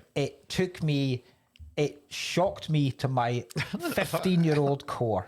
At this point, I had never seen Deliverance. Yeah, okay. I had never seen. Right, okay. I had never seen rape depicted on television. Okay. I'd certainly never seen male rape. Yeah. I didn't even. I reckon at 15, I didn't even know male rape was a thing that could happen. And then you got to live it. Sorry, what a funny thing to come after a cop. It goes. It is the biggest rug from under your feet I think I've ever seen in a film. The hardest man in the world too. It is. You kind of go, it's dealt with delicately. It isn't. But what I think is most impressive about this male rape scene is he is the hardest guy in the world. Yeah. He gets male raped and he comes out of it the hardest guy in the world. That's very true. You're meant to, it's like power and demonizing, and that's what a lot of these like sexual assaults are. And in that, he's just got male raped, but he hasn't actually flinched, really. No. He's still hard as fuck. He takes it. He's still hard as shit when he stands up. You're like, oh my goodness. He takes it from Zed like a champ. What a shocking person to rape. Zed's a right nightmare. Oh. Maynard, you couple of flies? Yeah. You call a couple of wolves? Aye. Nets aren't supposed to catch these. There are a couple of questions about it, right? Yeah. What was their plan, right? So he does the eeny, meeny, miny, mo. He's like, which one do you want to do first? Right? Are they planning on both Pump and Marcellus coming and then going a second time on Willis? Aye, seems like it. Because that's a hell of a recuperation. Yeah. These guys they just get off with me. So I didn't know whether one was taking one or the other was taking the other. To keep you hard.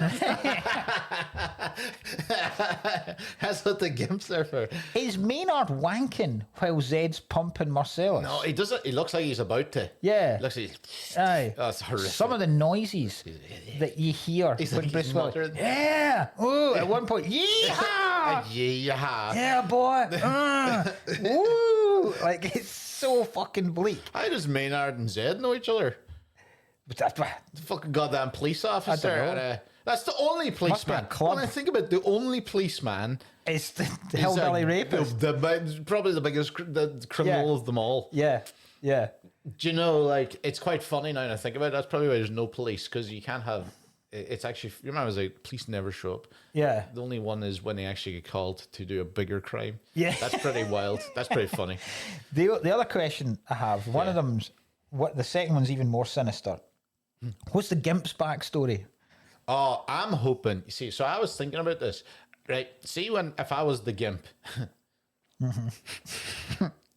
if Marcellus, if he wakes up there and he isn't killed, if he wakes up, I presume he's actually knocked out. I don't know if that's on his neck and he's hanging himself, you know. The fact they keep him in a box in a cage, the fact it's a caged box as well. Do you think he's disabled? Do you know what Gimp stands for? No. Guy in mask permanently. Shut up. I swear to God. Is that what it is? Yeah. Gimp. What the fuck? I'm doing a double check this. That a guy in mask personally. So Zorro's a Gimp. That would make Spider-Man a Gimp as well. Yeah, this and is Batman. horrible. So Batman's he's not always in it. I suppose they do come in and out of it. I'm fairly certain it's. I can't find, because GIMP is used for. GIMP in Wikipedia is commonly used for photo retouching, image editing, and freehand drawing. So it's obviously not. It's not very, right. What does GIMP stand for in kink? Person who takes a submissive or subservient role in bondage, while typically wearing a mask. See GIMP mask. Okay, right. So guy in mask permanently. Surely. I don't know. Anyway, it takes a while, and I'm not fucking keeping Googling GIMP. Yeah. So you I. wanna just- Do you reckon the Gimp? You want do to you go reckon back on your own website? Am I right? Do you reckon the Gimp's been picked up somewhere and is now just kept as a slave? Yeah. Or is he coming in? Is he kept there permanently? I think he's kept permanently. So he's never let These out? guys are obviously mad rapists and Yeah. thing. They've obviously picked up some fucking guy. But I think the guy's disabled. Right. I think he's like some sort of homunculus Mongo guy that they keep in Right. the thing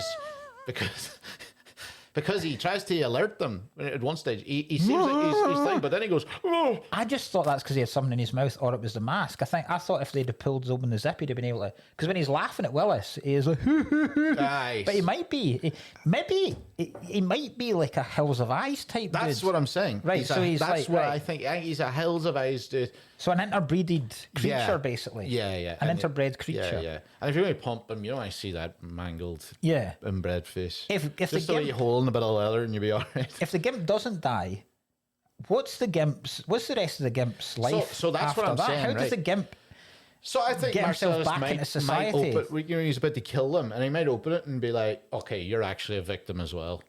You think he'd let the Marcellus, Gimp go? I think he lets the Gimp go because I think he's a hillbilly weirdo. He's going to open up and go, "Ugh," How? What's he let him go like out into the wild, just back onto the street. an animal you've been taking care of takes him out into the woods and Yeah, just goes, yeah. you're free now. You'd be in Big Kahuna Burger, right? And you'd be looking out the window and you just see a fucking Gimp running. You hear the jangling of his chain that's been broken. Take him to the entrance of a gay bondage bar and just let him loose. Let him loose. Go be with your people. Like the way, It swells out his gimp suit because it's full of cum. yeah, like the But a way guy keeps it in. the way when they take in baby deer and then take them to a local, like take them to a nearby tribe, or I don't know what you call a group of deer. Yeah. What's a group of deer called? Like a pride? No, it's not a pride. That's lions. A murder of deer. A gaggle. A A dose. pack of deer, right? pack of deer. A wad of deer, a load of deer. Yeah, right. Right, take them to a load of deer A woof. and just go be with your people now. You take them to a gay bondage bar and just kick him out the door. Yeah. Kick him in the door. And then you hear Blue. And then he's with his people. I thought that when you first did that song, I thought you were doing the bup bup bup bup. I was like, I don't know if that's No, it. I'm doing the Blue Oyster Yeah, Bar. no, Yeah. I do know, but when you first. Here's a more sinister question. Okay. What the fuck happened to Russell? Oh, Jesus. So, where do you want to do it? We'll do it in Russell's old room. What the fuck sinister, horrific shit end did Russell meet? Yeah. Who was Russell and what happened to him? I know what he did. He gave Mia a hand massage. Or was Russell the previous Gimp? Yeah, he must be. So Russell's a previous Gimp, and they've taken Russell as far as they can take a Gimp. I think so, yeah. Eventually, it's like a dildo. You need to get a new Russell. Yeah. That's can't- why people are searching for the golden one. the We've whole worn show. out our Gimp. Yeah. If they had the golden one, Yeah. if they had known what Marcellus had in his possession. What do you reckon's the lifespan for a Gimp? Oh, God, what did you... I reckon like a Gimp in isolation. Yeah, you get a good 10 years out of a Gimp. Oh, God, I would you... Because he's not like seeing shit and he's lying in a box. See, that's the thing. 3 years. Do you think they feed him though? 3 years, They probably feed him rarely. Yeah. He's going to be full of He rickets, lives with spunk. bone decay because he's been kept in a box. He's getting no natural sunlight. Like you say, he's not seeing shit, so he's going to be going blind. It's starting to get He's not towards me now. He's not spoken for you. Yeah, It really is starting to get. I reckon you get 3 years tops out I of think a Gimp. 3. I think, yeah. This is this podcast, and let us know how long you feel. How long you've kept your Gimp? How do you preserve your Gimp Yes. so that it keeps tip top? Fucking leather. It must be stinking. Oh God, Jesus! Stinking. That box. Then Bruce Willis comes in. Brilliant bit. Proper video game stuff where he keeps upgrading his weapon. Yeah, chainsaw is also better than a sword. No, I disagree because chainsaws make noise. because you can't start the chainsaw before you walk in. Yeah, okay. Right. Because then they're realizing, and then they've got time to get to the gun. You can't go in and then go, because some chainsaws take a couple of to get going. Okay. Sword's the best. Okay, right. I just thought the sword might stick, but I suppose only two guys. There is a theory that the sword is a Hattori Hanzo, and it's the sword that Michael Madsen had to pawn from Kill Bill. Okay, right. Nice. Cool. Lovely wee bit of cross Tarantino stuff that he always does. And then the second best bit of dialogue, I think, is the Bruce Willis, what now? What now? Yeah, it I'll is. tell you what now. I'm going to get a couple of hard peppers to go to work in the homes here with a pair of pliers and a blowtorch. You hear me, hillbilly boy? I ain't done with you by damn sight. I'm going to get medieval on your ass. That's also why I think he's an inbred, because it's Maynard and a fucking hillbilly. Yeah. Yeah, that's true. That is very true. Yeah, maybe it's the offspring of Maynard and his mum. Yeah, that's it. Yeah. But I'm going to go to work in the homes here with a pair of pliers and a blowtorch. Yeah, shoot some of the Get medieval on your ass. It's just like... I enjoyed I'm pretty fucking far from okay. Oh, it's so... Pretty fucking you okay? No, man. I'm pretty fucking far from... Like, literally the worst thing that could happen to you. And then, what now between us? Oh, no, there is no us. And then he's kind of going... Does that mean... Yeah, I don't... You can shoot me, you need or to am I good? spell this out here. I'm allowed to... He's like, you leave, and then he goes, you lost all your early privileges. And if Bruce Willis come back and gone, see, the thing is, I've actually joined a library here, and I'm paying rent here, so I kind of, it's going to take, like, if I do have to leave, it's going to take me more than the afternoon to sort out my affairs. Like, I'm going to have to close down my accounts. Like, I'm going to have to redirect my mail, so I can't really lose all my early. Can you give me like a week? Early privileges, and then I'll be gone. I promise I won't say anything about this. Swear to God. What he says after this, don't tell anyone this. The only person that knows about it is me, you, and Mr. Soon to be living the rest of his short life in agonising pain rapist here. Great. Ving Rhames is unbelievable. The line delivery is just... He's so fucking cool, isn't it's brilliant. So that's so then he goes back and picks up the fucking annoying girlfriend for reasons unknown, and then Zed's dead and gets a cool motorcycle out. Then we're into the last story, the Bonnie situation. Yeah. Travolta. Now here's where Travolta's a shit. How in the love of shite does a professional hitman accidentally blow someone away? Or leave your gun to be murdered, or why is it not in a safe? A lot of stuff. Why would you leave your gun when you're going to take a shit? Yeah. Why is the gun not in a safety? Why he doesn't? But like. And then I was trying to think, is there any way that he is there any way? Well, that might be the only thing. I was like, is there any way he meant to kill Marvin? But then I was like, there's no real reason. I know he's pissed at him for not telling them about somebody being in the bathroom. But I'm like, I don't think it would go that far. No, I think it was an accident. And it does cause too many problems. Yeah. So he blows him away. Yeah. There's bits of fucking Marvin's skull embedded in Samuel L. Jackson's hair. Yeah. Bits of brain. And then they turn up to the second worst thing about this film, which is Quentin Tarantino's acting. Yeah, he's shocking. He's which really bad. Gets better. He's not. The initial thing where he's like, "You think me, Gibby? Jules, you don't shut up, Jules. You don't have to tell me about my coffee. I know how fucking good it is because I buy it. When my wife goes out, she buys shit. I buy the gourmet stuff because I want to fucking taste it." And I'm like, "Oh no." But you know, there's one thing I really hate about this scene, right? And it's the fact he does this thing, obviously he puts on the feet and he has to cast himself to say the N-word at least once in a movie, right? Sure, whatever. That is disturbing, the fact that he says the N-word more than any other white character in the film. He does every fucking film. I don't think Travolta says it once. He gets into Django and he's there for one scene, he says he's in fucking thing. I'm like, right, he's either leaning into the bit when someone noticed it or whatever. Either way, I think it's stupid. What I hated was that Bonnie is black.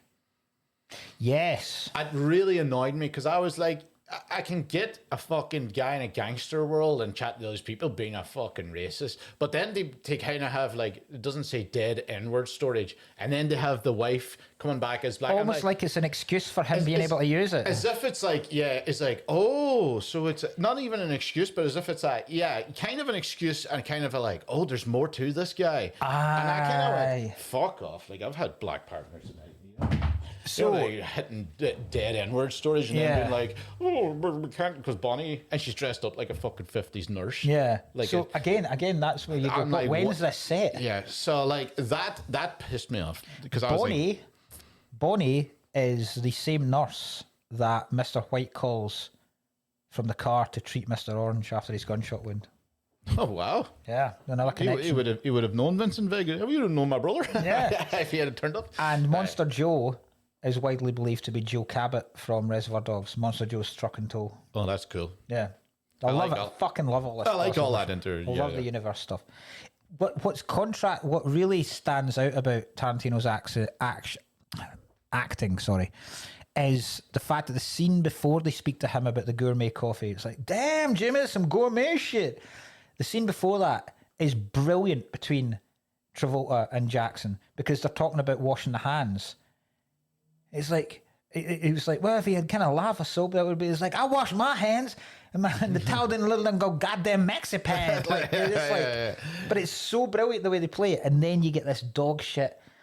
Did you see a sign that said dead N-word storage? Do you know why you didn't say that sign, Joe? Because storage ain't my fucking business. Yeah, he's really over the top. Aye, it gets better. After that's the worst He's bit. better when he was doing the towels. He gets better talking to Keitel. I don't know whether he's just become more comfortable. Yeah. But he gets better. Yeah, he didn't have to overact, I suppose, and that was when he overacted. Yeah. I love Jules phoning Marcellus. Yeah. Hey, to go, you sending the wolf? I love the hey. Oh, shit. Yeah. That's all you had to say. His face is delighted. He's like, we're all right. It's the fact that the wolf's a celebrity in this world. Yeah, it's just funny, too, that he's immediately, you should be this thing, you're like, how good's this guy? That he just immediately went, oh, yeah. sorted. We're all cool then. Aye. And then Keitel's just brilliant. Yeah. That Keitel's, Keitel's unbelievable. Yeah. He's just fucking brilliant. The way he deals with he's like, we're Uncle Conrad and Aunt Jenny with the millionaires. Well, your Uncle Marcellus is. Yeah, I'm sure yeah. He's like, what about you? You an oak man, Jimmy? Doing that thing as well, that cup of tea. It's so subtle, but it's so brilliant. The fact that he acknowledges how good the coffee is as well, it's just fucking excellent. Without saying anything. And then some of the when he gets pissed at Vincent, a please would be nice. Pretty please. What? Clean the fucking car. Yeah. Pretty please with sugar on top. Clean the fucking car. And then at the end, when he's going, what about you, Lash LaRue? You gonna be able to stop your spurs from jingling and jangling? It's just... Yeah. The fact he brings her out for coffee too. He's so cool and nice. And he's so good at his job. He even has like keeping up relationships as if he's like exactly. Better go out with bring her out for breakfast. Yeah, here, the woman that's And then he seems to be at a family gathering. Yeah, when he gets phone at night again, 9 a.m, and he's taking details on the phone, and he's like, "It's half an hour, it's 30 minutes away. I'll be there in 10." Yeah. And it's just and then it's 9 minutes 37 seconds or something later. And then the bit between Jules and Vincent in the car where they're cleaning it. Right, they're cleaning, and Travolta's like, you're gonna have to stop blasting me, man. I'm getting pretty fucking. Are you getting angry? And he's like, you're not picking bits of this guy's skull out your hair. And he's like, you're angry. I'm Mr. TNT. I'm the guns of the fucking Navarone. I'm like, oh yes, man. What was it? You're not the one that's on Brain Detail. Yeah, Brain Details. That's the one my uncles used to. I was like, you're not the one. In fact, what the fuck am I?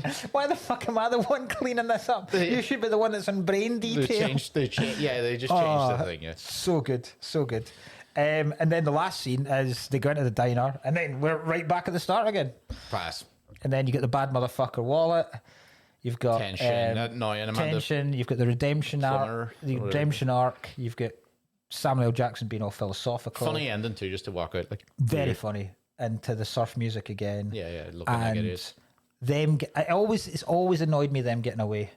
It always annoys me that he gives them the 1,500. I understand, but he's like I'm buying his life here.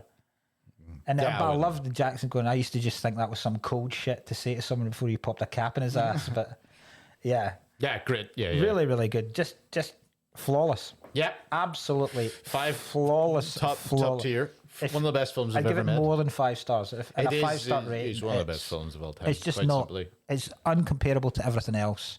It's uncomparable to all other Tarantino films. That is. It's just awesome. I loved watching it again. Yeah. Yeah, I could also watch it 100 million times. It's also one that when it's on, I will rewatch every time. Yeah. I forgot how many lines I could remember word for word. Yeah. Like, and the amount of, and I found that Amy's never seen it, so I'm going to watch it again. Oh, I think try and watch it. what this a great weekend. one to. And Yeah, like- it's actually one where you're not even angry. You're like, oh, fucking great. Because just the reaction of her, she doesn't know what's going to happen with Zed. She doesn't know that Marvin gets his face blown off. You know what I mean? She doesn't know that Mia overdoses. So it's going to be fucking excellent. Like, right, next week. Well, what do we got? I was about to say, do you want to choose the egg film now? Because we're not going to be able to do a Patreon, because what happened here is we've done 2 hours and 30 minutes recording and the battery's exhausted. Yes. So we could choose the egg film now. Let's choose the egg film. Yeah. And then we'll do 2 Patreons. Yeah, tomorrow. I'll do a best of in the meantime or something like that. We'll do 2 we get carried away Patreons. into 2 hours. We promise we'll do 2 Patreons next week. We will make it up to you. Yeah. Do you want to do it? Right, we want to do an egg film. Yeah. Because How many we got? Because Ali just did them for me, right? We've got 31, Oh, Christ. right? So will we quickly run out a few? Actually, by the way, I think 1 or 2 people may have. We're running out of time because this battery might collapse at any second.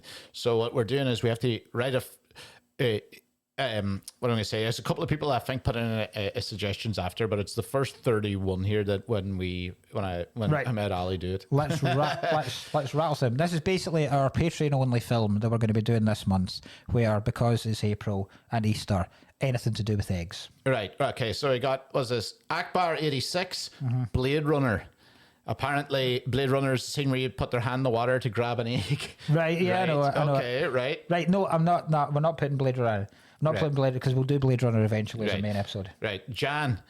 Some of these people put in 2, and again, I will literally in future. You're not allowed to do any of them if you put in thing, right? But anyway, he's got Ghostbusters. Oh, because of because of the eggs cracking. Not because we're going to do Ghostbusters on a good episode anyway. Oh, this one's coming in for me. I'm sorry. This is where I'm pulling rank. Number 3, Ghost Dog, Way of the Samurai. Cool. Stick it in. Unbelievable film. What's the egg? Let me see what the egg is on that. I have to flick. He keeps pigeons.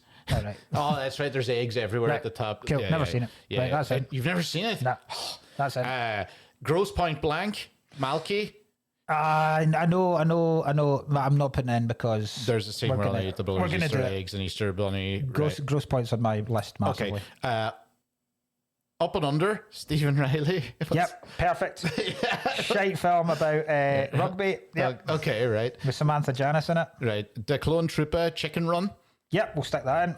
We've got Willy Wonka and the Chocolate Factory. No, because we're going to do it as a main episode. Okay, Hot Shots, Busta M100. What's the Hot Shots? There must be a Hot Shots, and so you have to flick up for a thing. There's a Hot Egg Shots. film got to be Hot Shots for the 9.5 weeks piss take in the kitchen with the eggs. It is good. Right, we'll stick Hot Shots in I there. think Hot Shots gives a shot in there, right? Natalie, Runaway Bride. She's got Don't Worry Darling and Phantom Thread, but Runaway Bride. What would the egg thing be in this? It says, let me see. No, there's no example right, there. fuck it, it's out.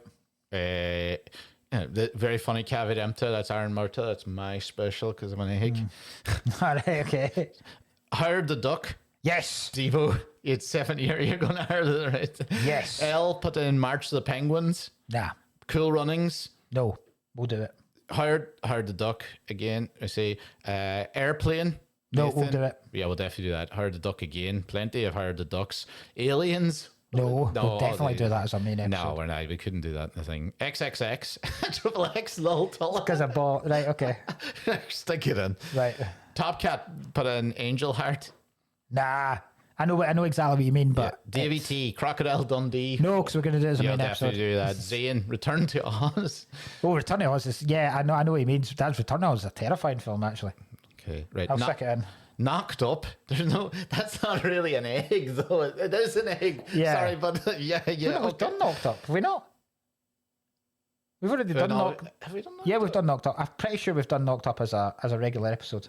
Jesus, we've definitely done like 40-Year-Old Virgin and a lot of them too. All right, Breakfast at Tiffany's. We'll probably do that anyway. Yeah. Oh, White Men Can't Jump.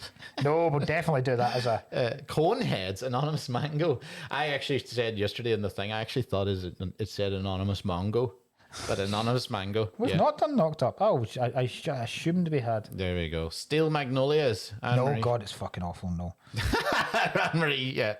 The Birds. No, we'll do that. Egg. I don't know what egg is. 29 that. Right. Well, I think egg goes in. Right. Because it's called egg Okay. and I've never heard of it. Ginger Paws. Cold Hand Look. No, because we're going to do that Yeah. properly. And Steel Magnolias again. I'm pretty sure one or two other people may have, and I will just tell you if they immediately come to the thing here because I am terrified. Okay. Very quick. Right. Ginger Paws. Right. Yeah. There's a couple more. Cool Hand Look. Kingsman. First one. Nah. Games called Eggy. Jurassic Park. No, we'll definitely Christ, do no. that. Angel Heart. Okay, right. They've already been said in some cool. sort of way. We've Thank got, you for that. We've got 8 of them. Okay, right, let's right. rattle through this. Yeah. Right, first one, I really hope it's Howard the Duck. Right, first one gone is Chicken Run. Right. Remove. The next one is... Oh no, Howard the Duck's gone. Fuck's sake. Right, you've had a disaster. Right. Fair enough, this film egg. I don't know what egg is. I don't know what egg is. Oh no, Triple X is gone. Well, you know what it is. That's a shame. Right, the next one is, this is terrible audio podcasting. Ghost Dog is gone. I'll get Ghost Dog in. We are left with 4. Yeah. We've got Hot Shots, Up and Under, Egg, or Return to Oz. Egg's gone. We'll never know. I'm never going to look it up. We will never ever know What egg is. I actually hope it's Up and Under now. But it's not going to be. We're either going to be doing Hot Shots or Return to Oz. I hope for funny, like Hot Shots. I love Hot Shots, but I really hope it's Return to Oz. And we're doing Return to Oz. Who was Return to Oz? Let me see very quickly. What I find very funny. Where the fuck is it? Who the fuck did Return to Oz? I'm pretty sure that was like, yeah, it's Zane. Right. Okay, so Cool. Right. Zane. So Patreon, we're going to be doing Return to Oz. No Patreon episodes today, but we'll do 2. I think what we'll do Next is week. we'll try to do Return to Oz, right? And we'll try and do a questions one. Yes. So we'll do Return to Oz and a questions one next week. Yeah. And So you get 2 next week. And I might throw it a best. Yeah, because we'll have more time next week. And what film we're doing next week for the main episode? What was it again? We already chose. No, because it's your pick. 'Cause I've No, picked. did we not choose? Do you remember we said last week we're doing, you know what their next few are? It was, was it Cliffhanger? Did we Oh, not? we'll do Cliffhanger. I Yeah. just said yeah, because we Cliffhanger. didn't get to do it at the. Yeah, okay, cool. People had done it. So we're going to be doing Cliffhanger, and then I can tell you what we're doing after the week afterwards, because one of the guys from Starship Troopers died. One of the obscure actors from Starship Troopers died. So the next 2 weeks, they're good films though. We are on a run and a half of class I'm films already here. going to tell you five stars for Starship Troopers, Yeah. but I'm mad. Yeah. I don't even know who's dead. So next week we're doing Cliffhanger, and then the week after is going to be Starship Troopers, and next week on the Patreon we're going to be doing Return to Oz. And we got some of and these questions. We'll do a massive download and deluge of questions that people have Fuck asked me. in. Well, we'll have to take a day off. Yes, thank you very much for listening to this epic longest one we've ever done. But we feel it was necessary to cover such a film. We even came in early, and we still Yes, fucked it. this is the earliest I've ever been here, and we still couldn't get it all done. Adios. So, thank you very much. Goodbye. Bye.